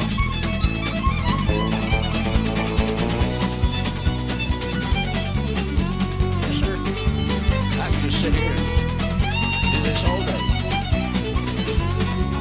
Ever heard of Raspberry Crush? No, what's that? I'm not asking for much.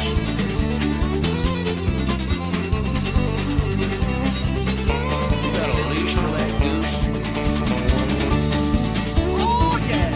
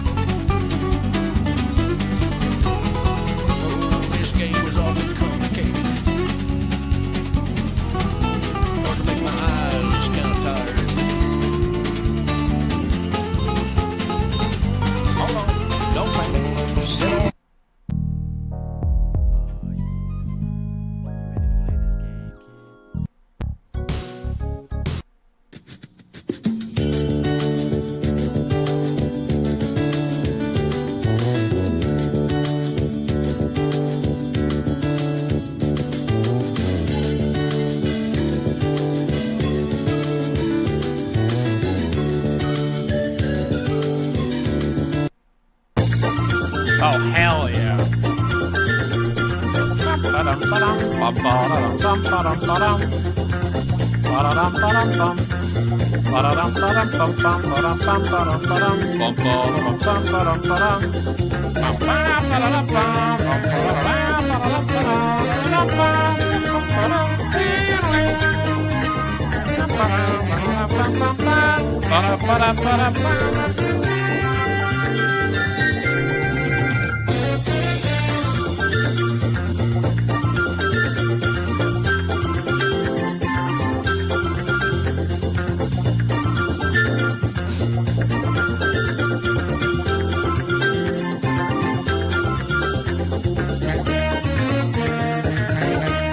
It's called 60s Game Show.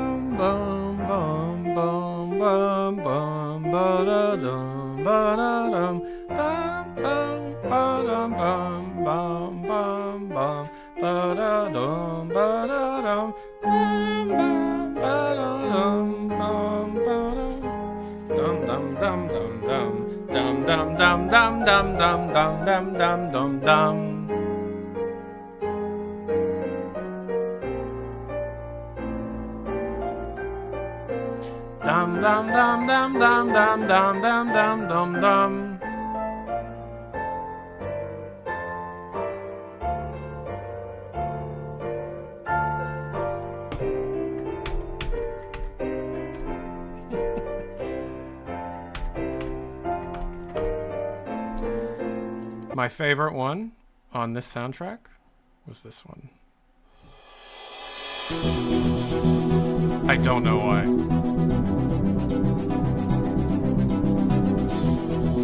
Oh no.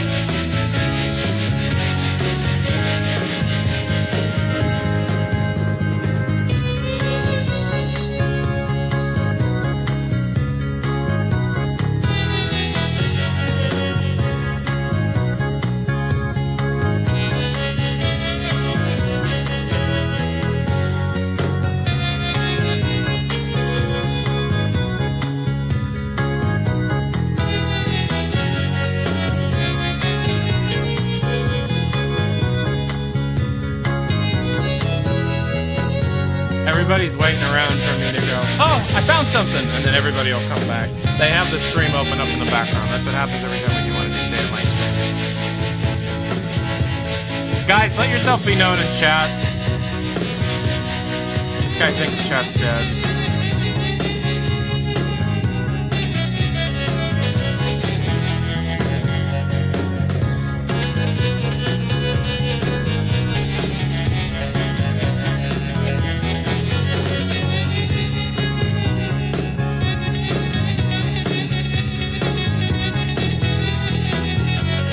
This is a stream that you watch in the background. Yeah.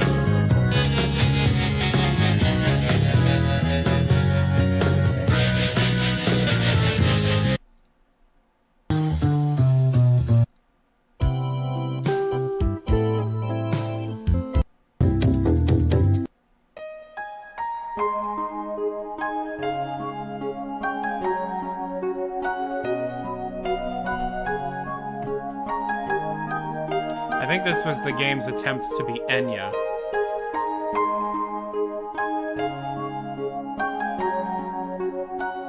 Currently watching while I code. Joke's on you, I groove.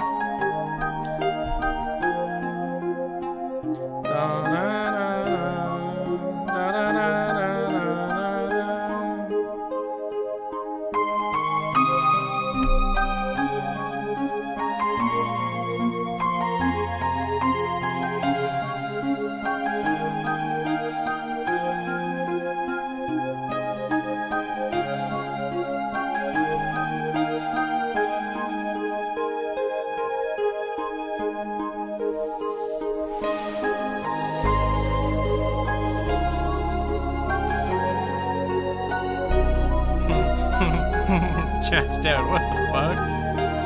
We're data mining, man. This isn't fun to watch. It's fun to wait. Be like, he's gonna say something when he finds something. He's gonna say something when he finds something.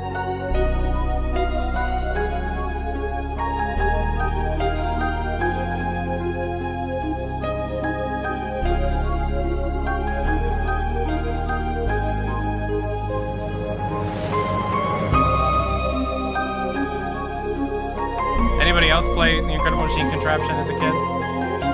With Goldberg ass puzzle game. Love that game. Oh, Michael Bear's home. Excuse me? My fingers still hurt. Client grabbed my hand and would not let go. And it hurts still. Let me see. Which finger? This one and my thumb. Wait, can you do that? Yeah, you're bruised a little bit. Right there. Can you do this?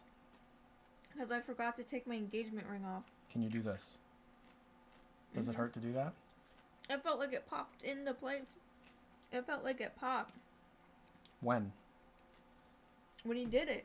Can you do this comfortably? Yeah? Can you make a fist and squeeze? I can never do that.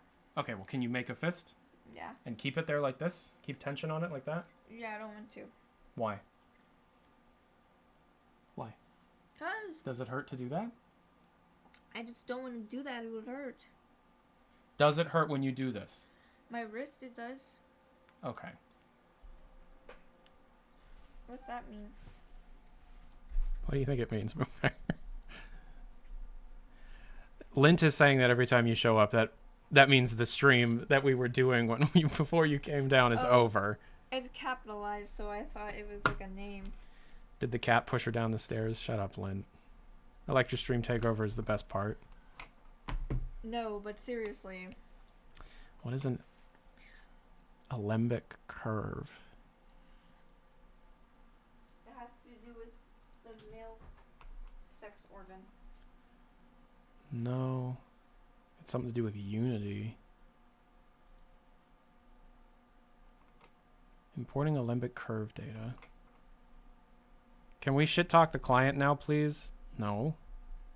Don't hide my donation from her. Tell her. Right. Okay, Lint donated $50 earlier. She's not listening. When Electra's currently texting somebody or sending an email for work, and when she does that, she shuts off the world around her. Did you hear what I said? Right. Okay. Lint donated $50. Why? He said, "Happy birthday, dude! Proud of you and how much you've been working on yourself. Put this towards your wedding. Electra deserves it." Aw. And then Jet Miner gave me $2. Crackhead Jones, aka Bree, gave me $10. Thank you, thanks guys. Kaz gave me $5, and we got a bunch of subs. And Always do what? Olympic curves are used for hair and fur rendering. Oh, so it goes back to the hair stuff we were talking about. Okay. Hello. This is my kitty. She's very shy. How many times have they seen Kitty? Like, she does not show up.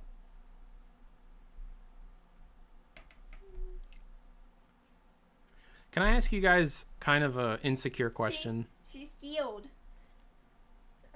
Can I ask you guys kind of an insecure question? Does it look like I've been working out for 75 days compared to how I used to look before I started working out? Like, is there a difference here? Can you tell? Tyler, you ask people this every day. Stand up.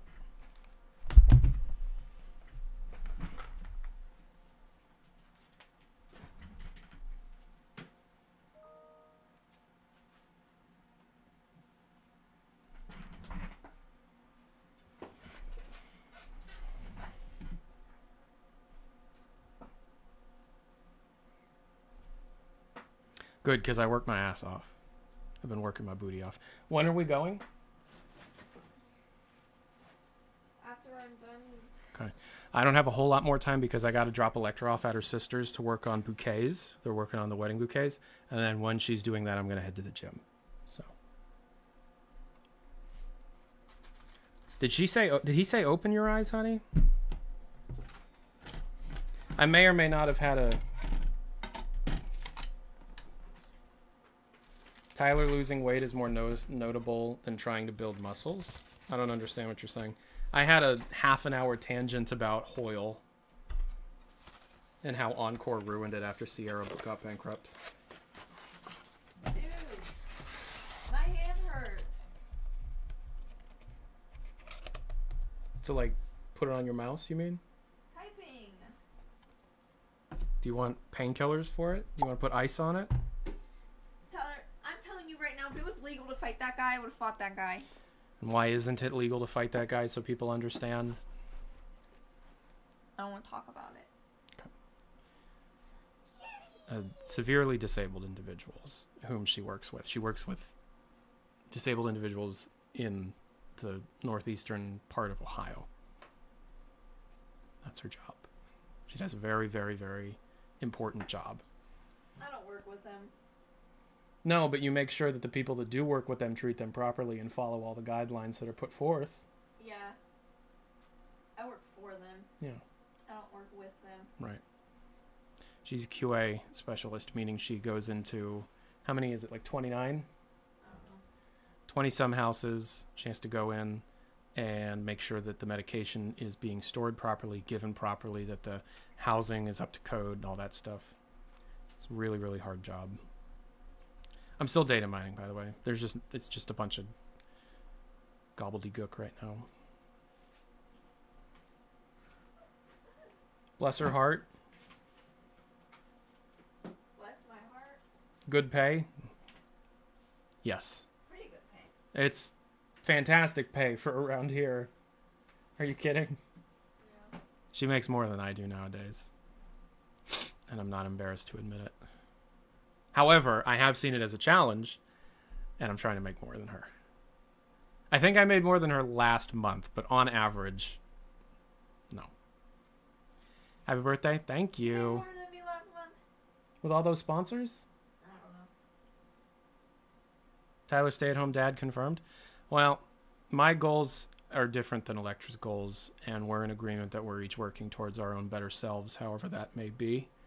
For me, that means going to the gym as much as possible, taking proper medication, which, as I said before, is difficult.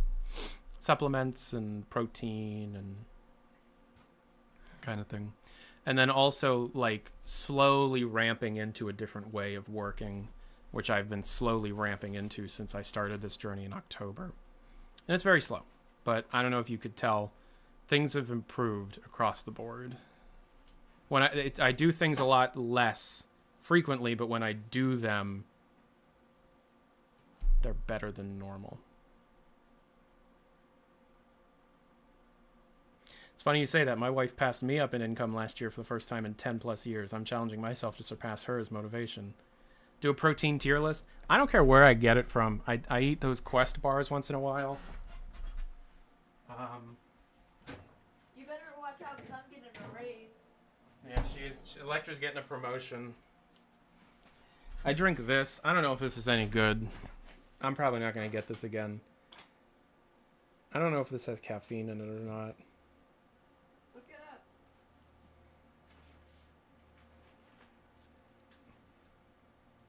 Water, whey protein, erythritol, natural flavors, fruit and vegetable juice for color, stevia, phosphoric acid. No. This is awful. As a viewer, you seem to either be live daily or disappear for a year. I don't think I've ever disappeared for a year, but I get what you mean.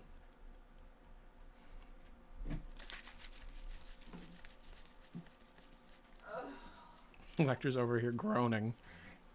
Oh my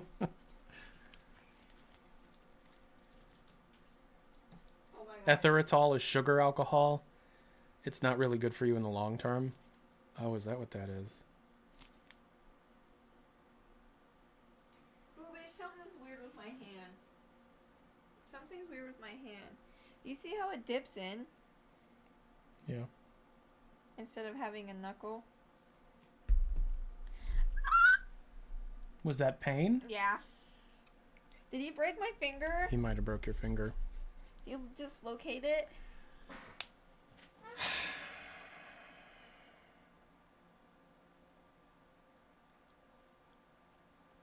And the thing is like, I didn't really resist, because if you resist, they harder, you know?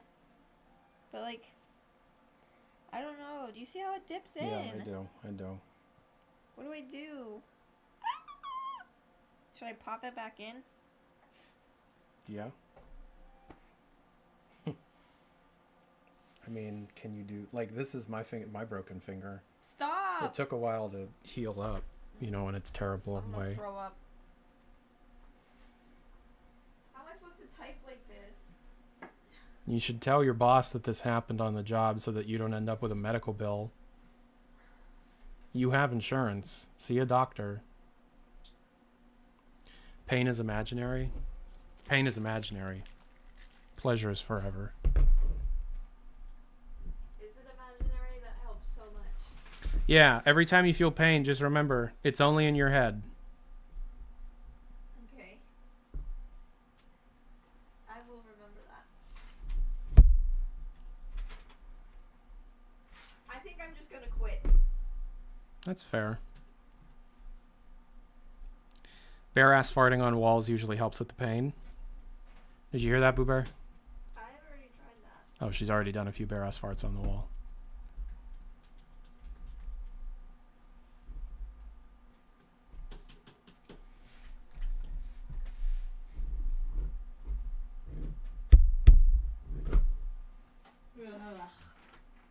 Can you explain to me what what you mean? What is sugar alcohol? Because I've never heard of this before.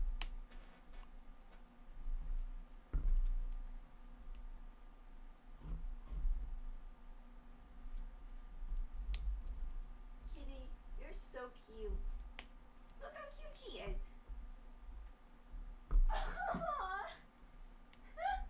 Kitty, you cute as a button. You guys hear her?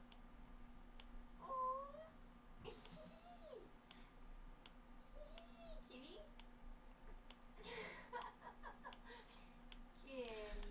It's scary how bad the health system got in the U.S. Yeah, I just can't see a doctor until I get married.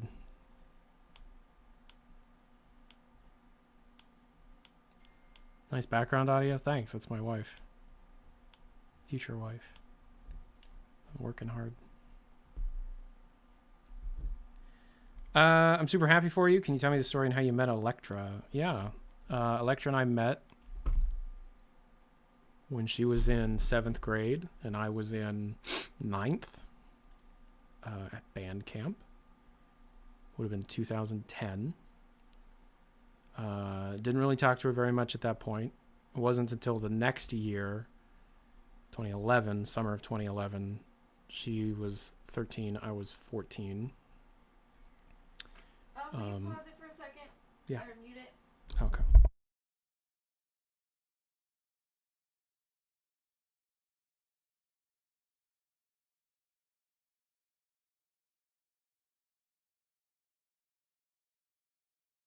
All right, unmuted. Erythritol, a type of carbohydrate called sugar alcohol, is one of the most common artificial sweeteners available in popular foods marketed for weight loss and diabetes. But research suggests that it and other artificial sweeteners may have serious health risks and may be worse than table sugar. I assume artificial sweeteners are, in the long term, worse for you than just natural sugar, like cane sugar. You know, I think cane sugar has been demonized to the point where we replace it with these chemicals that in the long term cause cancer and stuff. Yeah, Electra and I, we started dating near the end of band camp when I asked for her phone number in July of 2011 after coming home from a band night. And then we've been texting or talking to each other, calling, Skyping, anything. We've talked every day since then. Not every day. Yeah, every day. I was in the loony bin for a while. Oh, right. Well, we don't talk about that. Well, I just did. Yeah, Electra was forced. It's a whole thing. I don't want to get into the trauma. Yeah, you don't have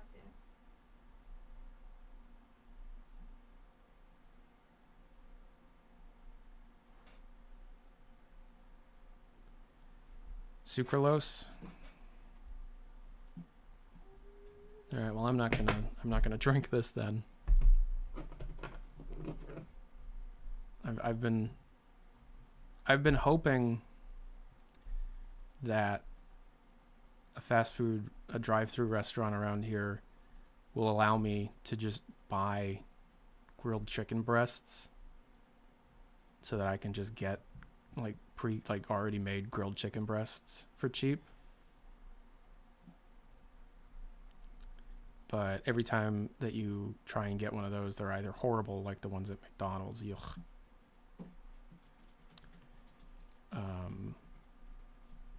Or they don't have them, you know.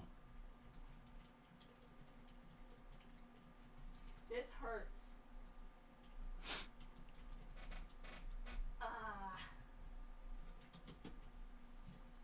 It hurts to type. Take something. I don't know if I should tell my boss or not, because what if it's like better by tomorrow? I think you should tell your boss. It literally just happened, so it's not going to start swelling until tonight if it is broken. I don't know about it. Power Crunch wafer bars. I thought you were vegan. Not anymore. Not lately. Not while I'm... Electra is. Not while I'm working on losing weight and all that. I'm focusing on just like as much raw protein as I can. No, you're not. You're such a liar. I'm trying to. I'm sorry, Boobish. I'm sorry that I have to expose you. It's okay. I'm trying.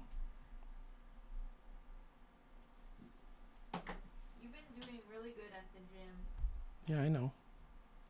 but your diet's not good yet. Yeah, I know. Ask them if they have advice You have any advice? on what to eat if you don't like vegetables.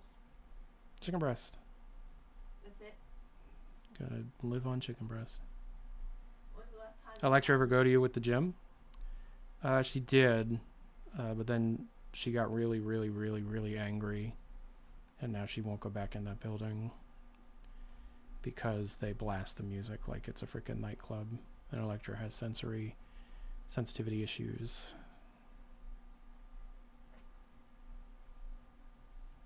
I hate my gym. I've been pretty open about that. My gym sucks ass.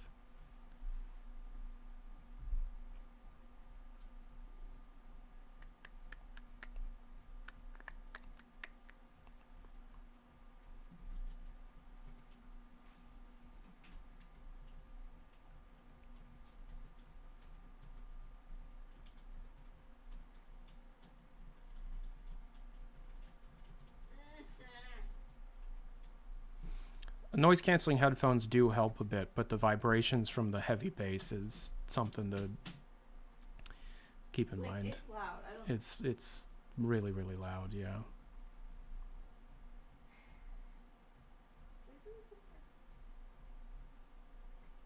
It does blow. Absolutely, it blows. So I got to drive you to your sister's, which is in Youngstown, and then I got to go all the way back to Niles, right? Boo Bear? Right? You're going to Destiny's, right? Why are you saying that locations? Well, they're towns. It doesn't matter. But, like, I have to drive all like that for like 25 minute, 30 minute. I'm driving there. Okay, all right. It's not actually in the I know. near Vienna. I know where it is. Just double checking with you if that's where we're actually going. Man, these engine level files are empty. Usually the engine level files will give you something juicy, but right now the only thing that we've really got are the stuff that was in the protobuffs. You know, strange parts and hair. Some kind of new hair system.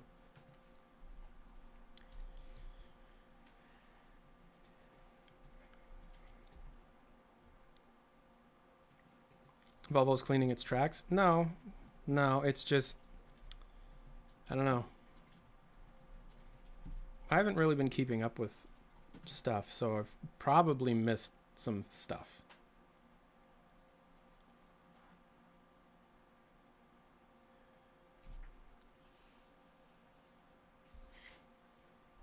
Vibrations from low frequencies really ought to not be an issue at the gym. Yeah, I know, right? But it's like when somebody's blaring music and they have good subs in their car and you can hear it from like a mile away. And if they get too close to your house, it vibrates the glass in your windows. That, but in a gym. People have always joked about Valve adding secret messages in this. I don't think they've ever done it, other than maybe Shouldball Touch. Good luck in data mining, if we could say so. Thank you. How are they still in business even? They're really not. It's obvious that they're struggling. I only went there because I didn't want to just do like Planet Fitness and support the big corp. I just was like, let's do the, you know, the more locally owned gym. Mistake. Place is atrocious. It's dirty. Smells really bad. Planet Fitness smells like bleach. It smells like they clean it constantly. It doesn't look dirty. No, but then you get on a machine and you see that it hasn't been fixed in like a decade. Machines are missing pieces. They're broken yet still out there on the floor. Is the membership cheap? No, it's $65 a month.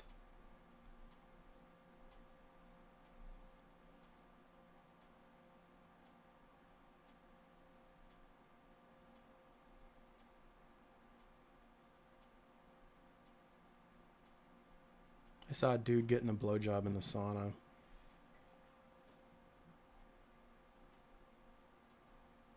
I wanted to use the sauna. Maybe I wanted a blowjob. Has anybody ever thought to ask that? Tyler? What do you want, Tyler?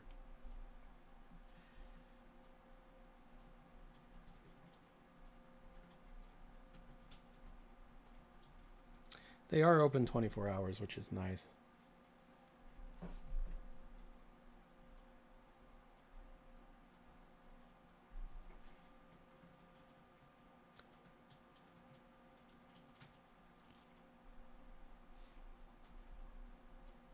High cardio sports. I lately have been focusing quite a bit on cardio. Personally, Planet Fitness lately has been much nicer equipment than the gym I go to that costs 3 times as much. Exactly. How did I lose the weight? I've been to the gym 75 times. That's how. I try and go 3 to 5 times a week.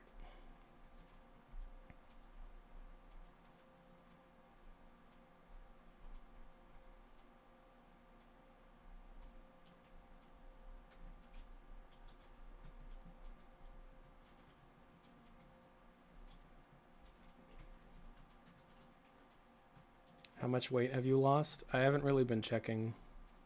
I'm not paying attention to the number much anymore. I just want to keep going. Keep focusing on it. $4.99. How soon can we expect announcements for Neon Prime and HLX? HLX is a long ways away. Years. Neon Prime this year. Can you do groceries on foot and stuff, or is that not enough? We do not live in a walkable city. No. I could technically walk to the closest grocery store, but it takes a little time, and you gotta walk across we live in a very dangerous neighborhood where people get shot all the time. Plus, you have to walk across some busy, actual, like, streets. 5-lane streets that don't have crosswalks. You just have to, like, find the right moment.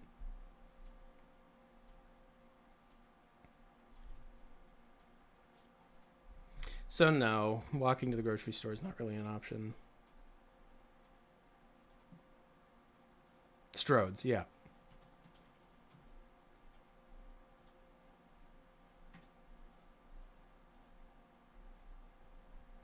I mean, I've done it.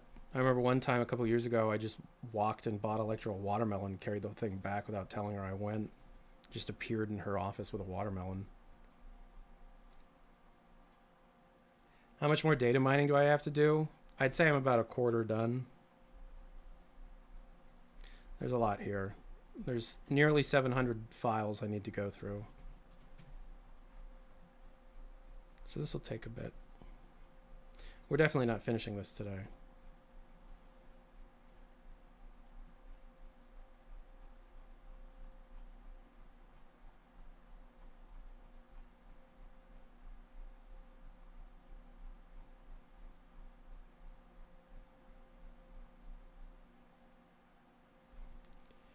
Did someone get the actual file path for that Houndai icon yet, or is it BS?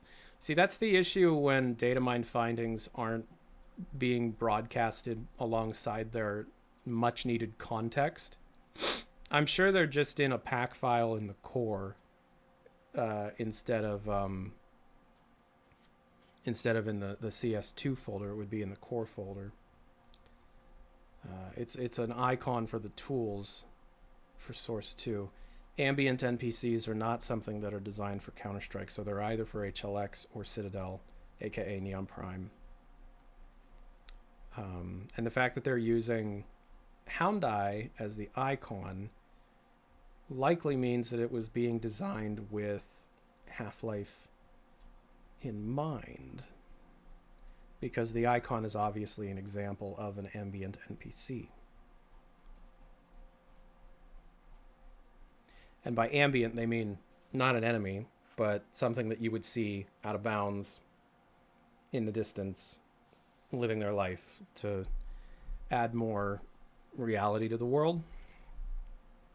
If that makes sense. So obviously it could be anything, you know, anything that's qualified as an NPC. Could be ambient, but you know, just imagining like Houndai's in the wasteland, just kind of grazing or whatever. It's kind of what you're looking at.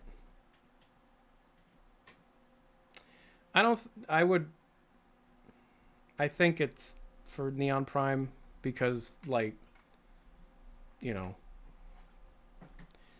Neon Prime could take place in Border World or one of the Border Worlds or some kind of Combine world where Houndais are native to, but that's complete and utter speculation. I have not. That is just me guessing.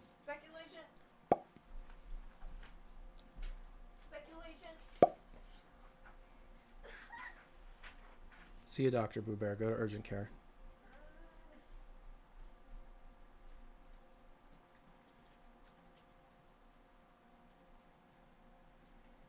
I got Yakuza 0 and Like a Dragon. Any tips before I jump in? Yes, play Yakuza 0 first. You got Like a Dragon. So Yakuza Like a Dragon, meaning Yakuza 7. The one with the yellow cover and the Eric Andre looking guy on the front. Play Yakuza 0 first. Those two are the best two, in my opinion. Don't look up anything. Yakuza 0 is a beat 'em up.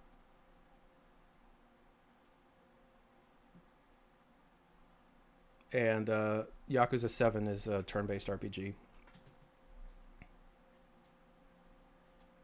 As the first person to recommend Yakuza 0 to you? Hell yeah. Yeah, I remember I bought that for the PS4 when it first came out because I was like, this looks sick. And it was. Yeah, you don't want to be spoiled on anything. Yakuza 0 is the best one out of the entire series. Period. You are going to be spoiled because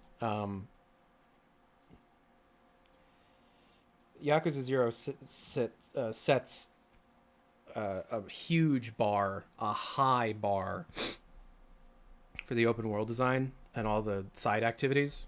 It does it better than any of them. And the story is the best one. Other than 7 and Judgment and maybe this new one too. How experimental's Neon Prime? A lot of the experimenting has been going on behind the scenes so that they release a polished product. If that makes sense. I'm trying Persona 3 Reloaded, played like 45 minutes. It looks strong at the moment. Did you try it out yet? No. I started it on the Steam Deck to see if it run. It's the game I'm going to be playing after Infinite Wealth. Haven't played Skyrim lately. I have a 1,500 plus strong mod list that I want to jump into soon, but for a stream. What OS am I using? Windows XP.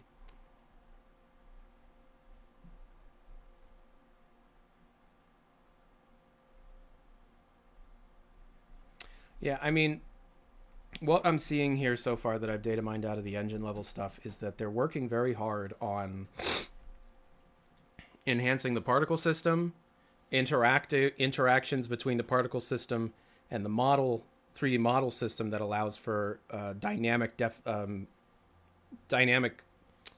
manipulation of said model, you know, and particles attached to that.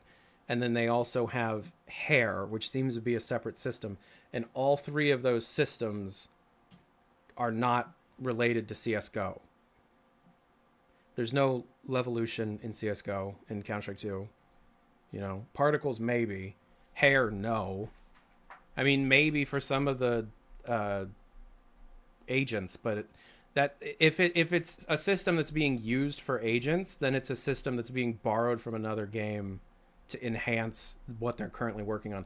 Because writing an entire hair follicle rendering physics system just to add into your freaking cosmetic thing, it's like, that doesn't make any sense. CCY MKK with the tier 1 sub for 23 months.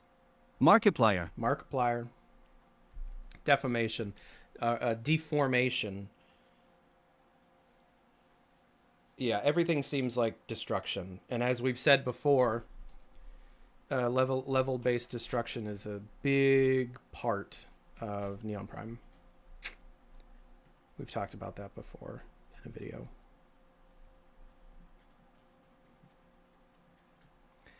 Did Tyler say anything of interest yet about Valve? I love that you showed up to the stream. I don't like people that show up to the stream and then immediately ask, what's everything that he said so far of interest? You just wait for the video, because that's why we're doing this. And also, the file's open on my computer right here. Tyler, quit being a brat. Electra, let me be me. You're being a brat. You're being a brat too.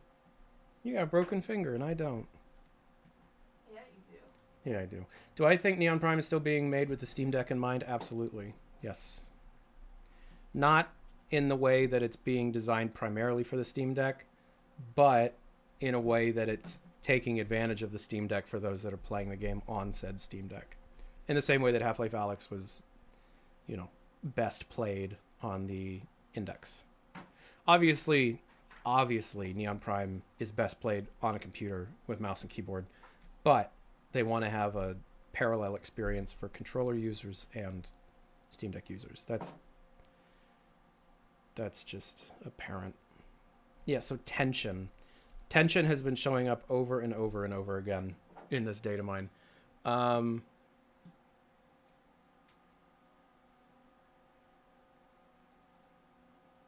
So stretching and compressing models. So I guess elasticity would be a parameter, a variable of some sort for specific models.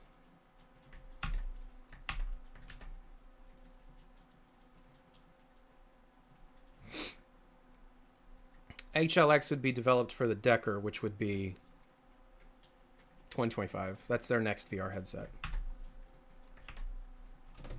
This is a meme. It's not talking about CSGO operations. It's just I saw that and thought, haha, silly.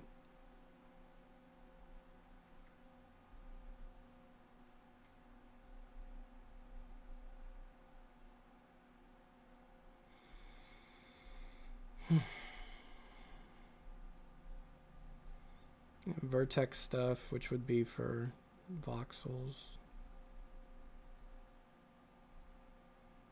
Anim skeletons, which is nothing new. Yeah, I mean, when you're data mining the baseline core engine stuff, obviously you're going to find primarily baseline core engine features.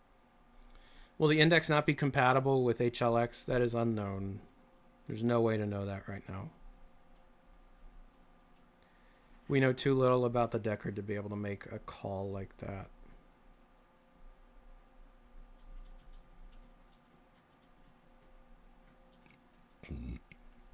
Have I seen footage or screenshots of Neon Prime? I saw some screenshots years ago. Years ago. It's more than likely not representative of what the game looks like now.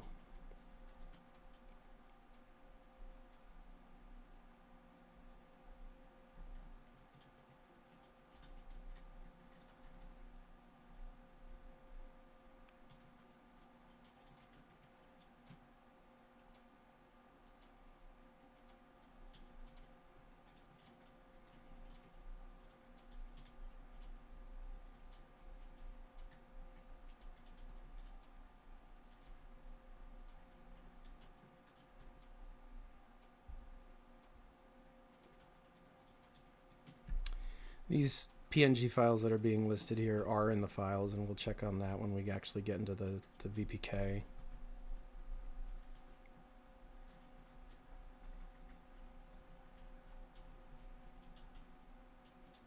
You're going to be talking to a therapist tomorrow. Congratulations. Good for you. Therapy is important.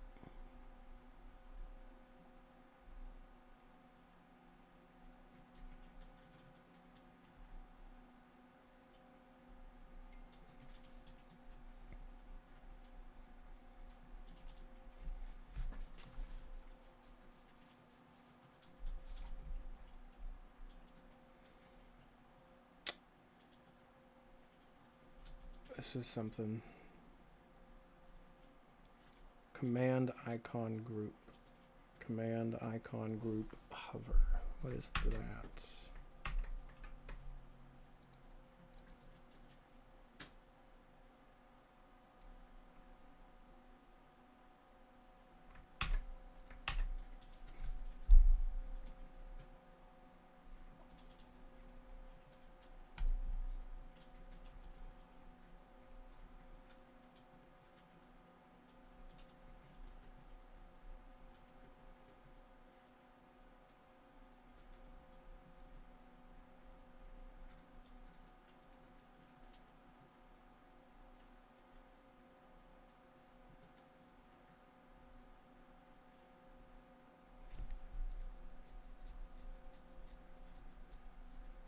Ting the Thing, tier 1, 11 months, currently 11-month streak. Thank you so much. Thank you. I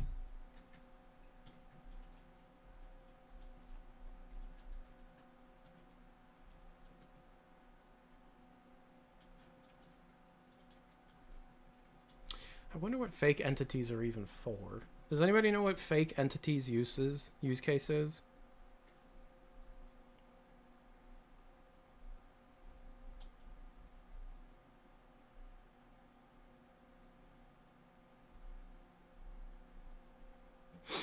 Bots?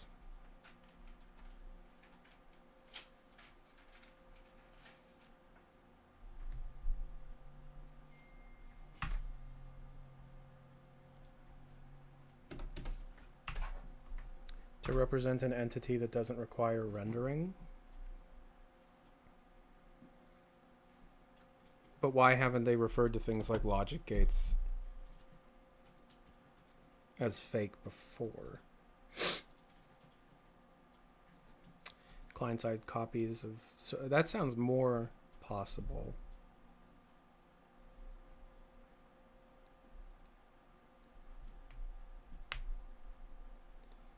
Client-side copies of server entities sounds probable. Obviously, we don't know for sure, but that sounds about right. That sounds like it could be right.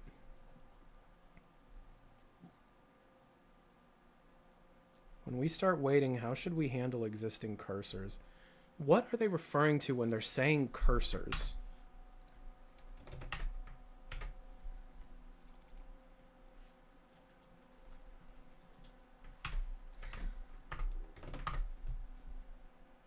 It's pulse?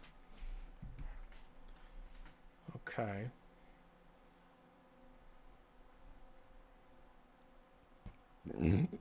Oof.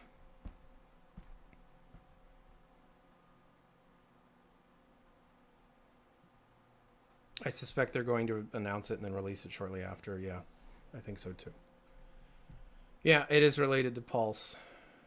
I have to learn how to use Pulse.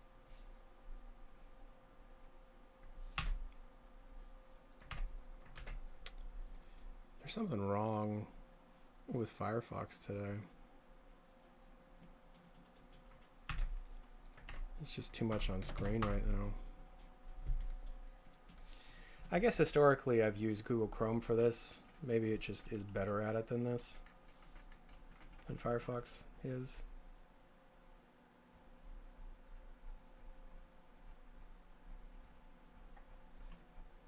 But I don't want to use Chrome. So, there you go. Oof, I think I'm in the subtools folder. Yeah, at least Firefox is not owned by Google. Is Pulse another version of eScript? I think it's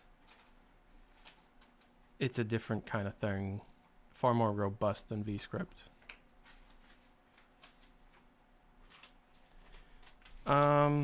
Yeah, it's like UE blueprints, exactly.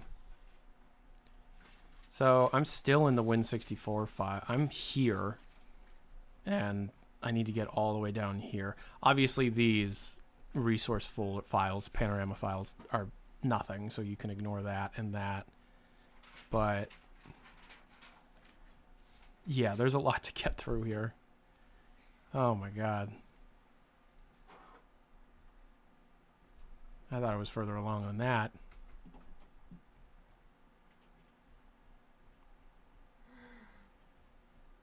I don't like the changes that they've made to GitHub. Pulse could become a fully fledged modding framework. I don't think it's that. I could be wrong. I've gotta learn more about it. It doesn't sound right, but I could be wrong.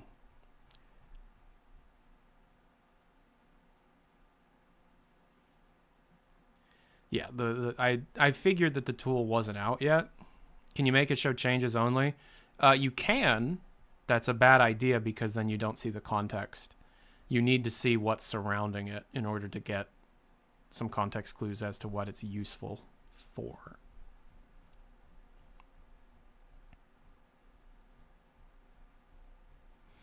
Because finding... having the context is just as important, if not more important, than the changes itself. It's filtering a significant amount. Yeah, these blue lines are showing like hundreds of lines being condensed down that we don't have to see.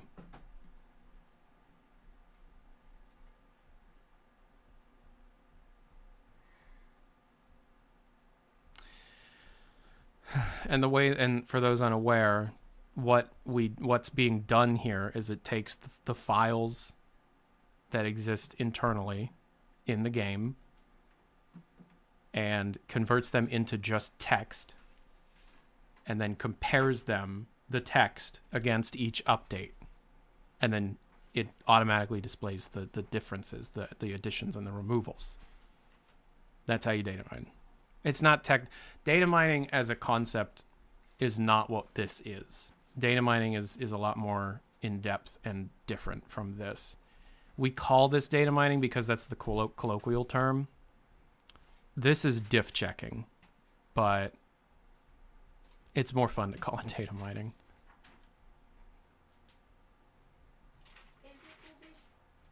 Yes, Boo Bear, it's more fun to call it data mining.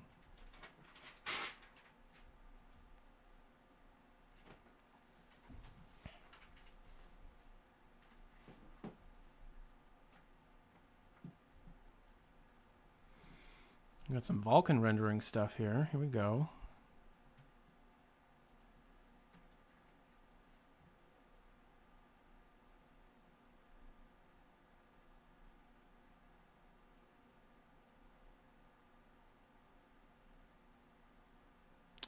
How many people worldwide that aren't in the industry do you think know about this kind of stuff, data mining? Well, quite a bit. As long as you're at all interested in video games, you've likely seen Happy Birthday King, thank you. You've likely seen our IGN or PC Gamer articles about like, oh, the new Fortnite skins have been data mined, you know, stuff like that. So people are it's around.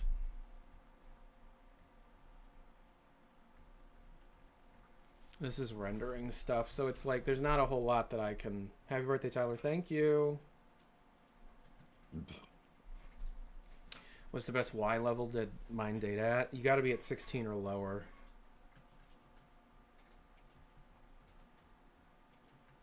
Did I get banned? I don't think so.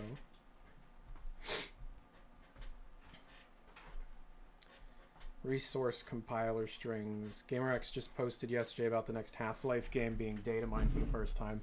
See, unfortunately, that's just not true. That's not true. That's not what happened at all. Then what happened? The next Half-Life game didn't get data mined for the first time. A reference to a code name, HLX, has been found in the latest Counter-Strike update. This is the first reference to codename HLX that we've had since late 2022. It is not confirmed exactly what HLX is. However, through context clues, we can surmise that it is a mechanical evolution of Half-Life Alyx, and it was just a singular reference. So we did not data mine the next Half-Life game for the first time ever yesterday. We've known about HLX since 2021. Will you ever release the 2019 press build of Half-Life Alyx? I don't have it anymore. Valve made me delete it. Well, okay, let me rephrase that. Valve strongly recommended that I deleted it. Okay, so we just hit a wall here, and this is running so slow anyways that it would be in my best interest to just get GitHub Desktop, which I always uninstall because there's so much, it takes up so much space.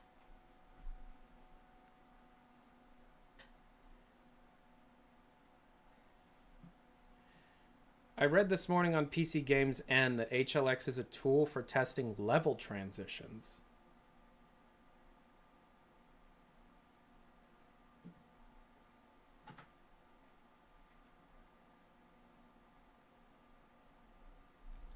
What? It's possible that wow, I don't think so. It's possible that the reference that HLX was found, which we haven't gotten to yet, is related to level transition code. Maybe. I haven't gotten to that point yet. I don't know the context. But we've had references to HLX in the past that have nothing to do with level transitions. Some of it, I remember there's some melee related code, melee weapon code, vehicle code, and just basic engine level stuff that we've had, because HLX has been around since 2021. First time we heard about it was in 2021, and we've seen it once every few months since, until like December 2022, and then nothing in 23, and then we've got the first one in over a year 2 days ago. Birthday? Your birthday? Yes, I'm 27. HLX isn't just for levels. Some have argued that HLX isn't a game in and of itself. It's an engine base for future game development. Totally could be the case, which means that the mechanical work that's being done on HLX could end up being utilized on a franchise that isn't Half-Life, because HLX was at one point used as the episodic base codename. But again, that led into episodic and then EP2. So, you know, there's a lot that could be said and surmised and speculated upon related to HLX. We just we haven't had that much to talk about in relation to it, and I've already made like 3 or 4 videos doing that. We finally have something new to talk about, so we will do another video. But no, HLX is not a level transition tool. No, it's much bigger than that.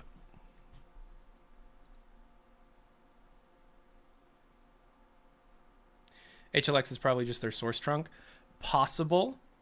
Again, that's kind of what I just said. However, there's enough evidence to suggest that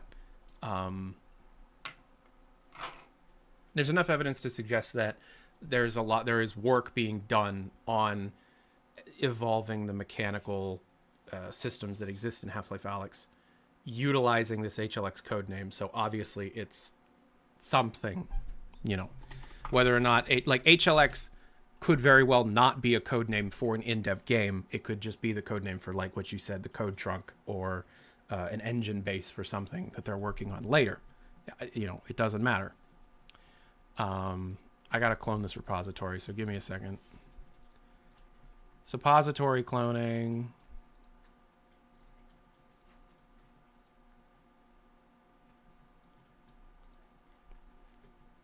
How possible do you think it is for HLX to involve the Arctic? We have absolutely zero context, speculation, information, rumors, anything related to story. So it's like, yeah, okay, it's possible, I guess, but like, it's just as possible it's freaking a Team Fortress 2 game. It's just as possible it's a brand new IP. It's just as possible it is just experiments and prototypes and stuff. We don't know. No way to know. Can you sign off with this song? Is it Raspberry Crush?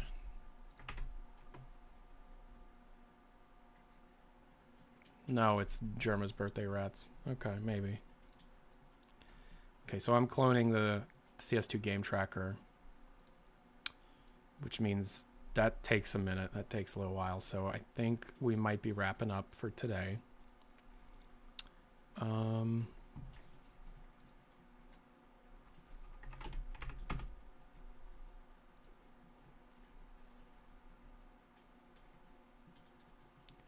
Somebody asked me if the time travel show that I was doing is still coming back. Is it still actually coming back? Yes. We've been working on some stuff. Necturne in the chat has. And I want to show it to you.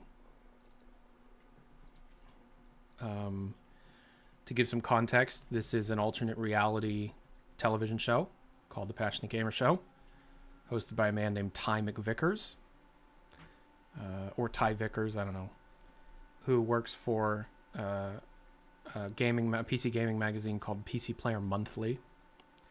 And in collaboration with ZDTV, broadcasts through the Real Media Network once a week, playing video games and talking about the newest releases of video games. And in reality, it's me putting on a show using all original hardware in a room filled with only things that were released before the year 2000 and before. All original computers, all original televisions, all original cameras from the 90s. We have a landline telephone hooked up so that people can call in and talk to the past. We have a fax machine that people can send messages and photos, and interact with the show. We have a talking robot that people can make speak, stuff like that. And so the streams will then be edited into like 42-minute episodes with commercials interspersed as if it is a legitimate VHS archival recording from a broadcast in the late 90s. So I'm editing it all together as if it was a real broadcast from that time with bumpers and very like radical 90s theming and stuff. Actual commercials that were shown on ZDTV back in the 90s. It always starts with the previous show's credits ending and then fading and then this show coming on. And then I record the edited episode onto a tape and then record the tape to my computer and then upload the tape recording so it feels as realistic as possible. So part of the reason why it was in dev hell for so long is because I just didn't have the look or feel of the show until Necturne came to me and was like, I got your look and feel, buddy, and did this.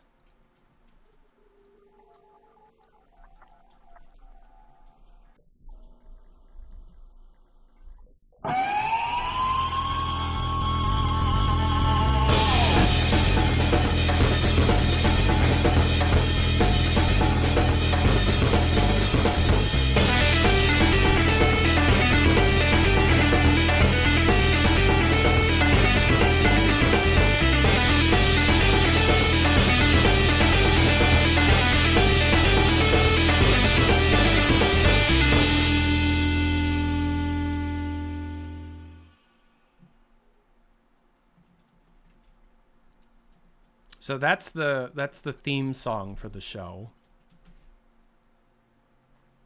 That's the bit that plays at the beginning. It'll open with tonight on the Passionate Gamer Show.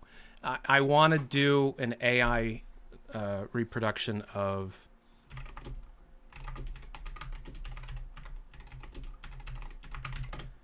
see if I can find something. Pack up your stuff. Ask you to leave. You're hurting my elbow. Italian. What do you think about? There was a trend in the late 90s for commercials to have very monotone, like I don't care kind of voices. Oh yeah, way too many flat. That the newest version that you made, Necturne, that we got to tone down the seizure stuff. It didn't look like that before he finished it up. But like, Good. Don't. Oh yeah, he's ready. yeah, this something like this. He's training for his biggest adventure yet. Oh yeah, he's ready. Donkey Kong Country ad. Yeah, so I want to emulate that.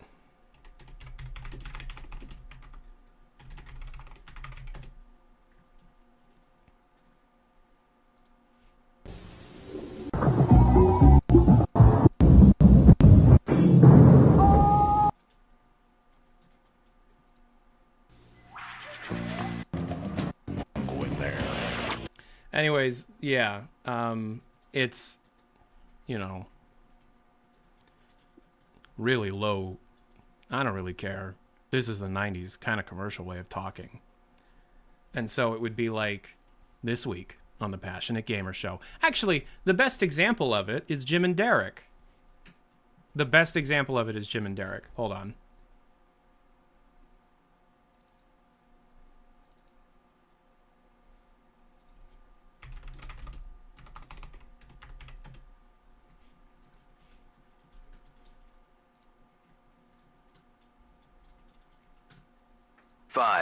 This.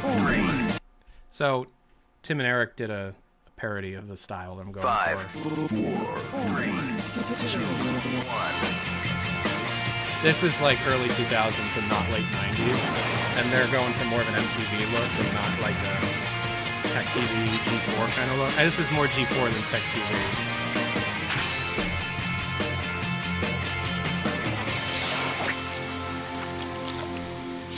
This voice, the narrator. And now, two guys only a mother could love. Oh yeah, and some hot chicks, Jim and Derek. That way of talking, I gotta figure out a way to get somebody to do that voice to do like this week on the Passionate Gamer Show. And then just like clips from the episode that's about to go, and then the theme song comes in.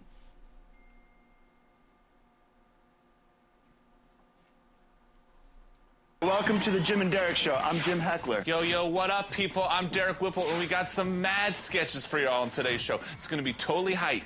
We're going to be checking in with our girl Holly, and we're also uploading a brand new Vista Fresh mobile viral clip of the week. Yo, that clip's going to totally freak you out. Plus, we're going to get crazy in the zone with Alicia Cuthbert. She played Jack Bauer's daughter on Fox's hit TV show 24. Yo, Jim, I wish she was my daughter.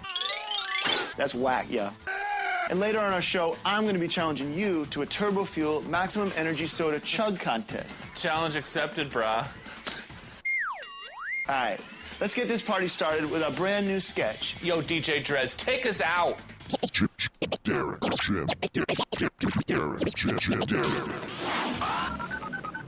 Yo, I need my 20 back. You ain't give me no 20, fool. Yeah, I did. When we're escorting up in Mount Hood. Nah, dude. Give me my money, fool. Money? I thought you said bunny.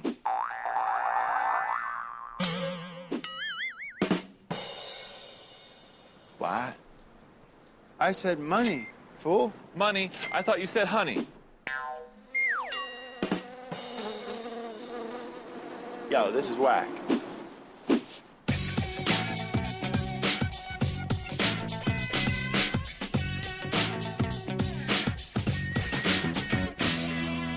Yo, you got sketched. Yeah, so as someone who grew up on like Attack of the Show, X-Play, that kind of thing, perfect emulation of the vibe. Not the vibe I'm going for. Can I be a voice donor? Well, I mean, you could be if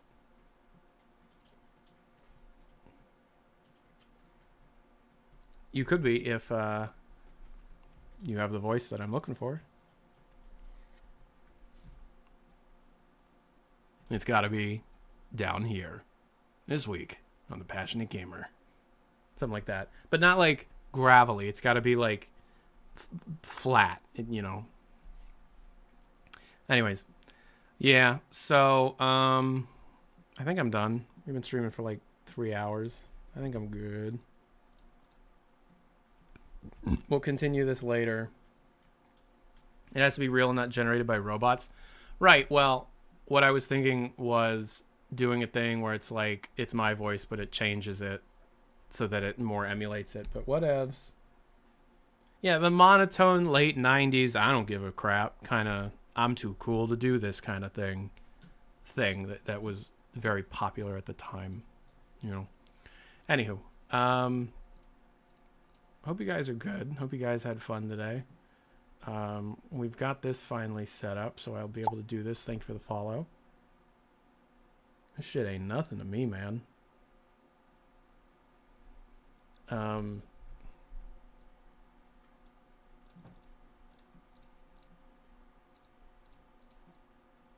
Haters in shambles. They stay picking the corn out my shit.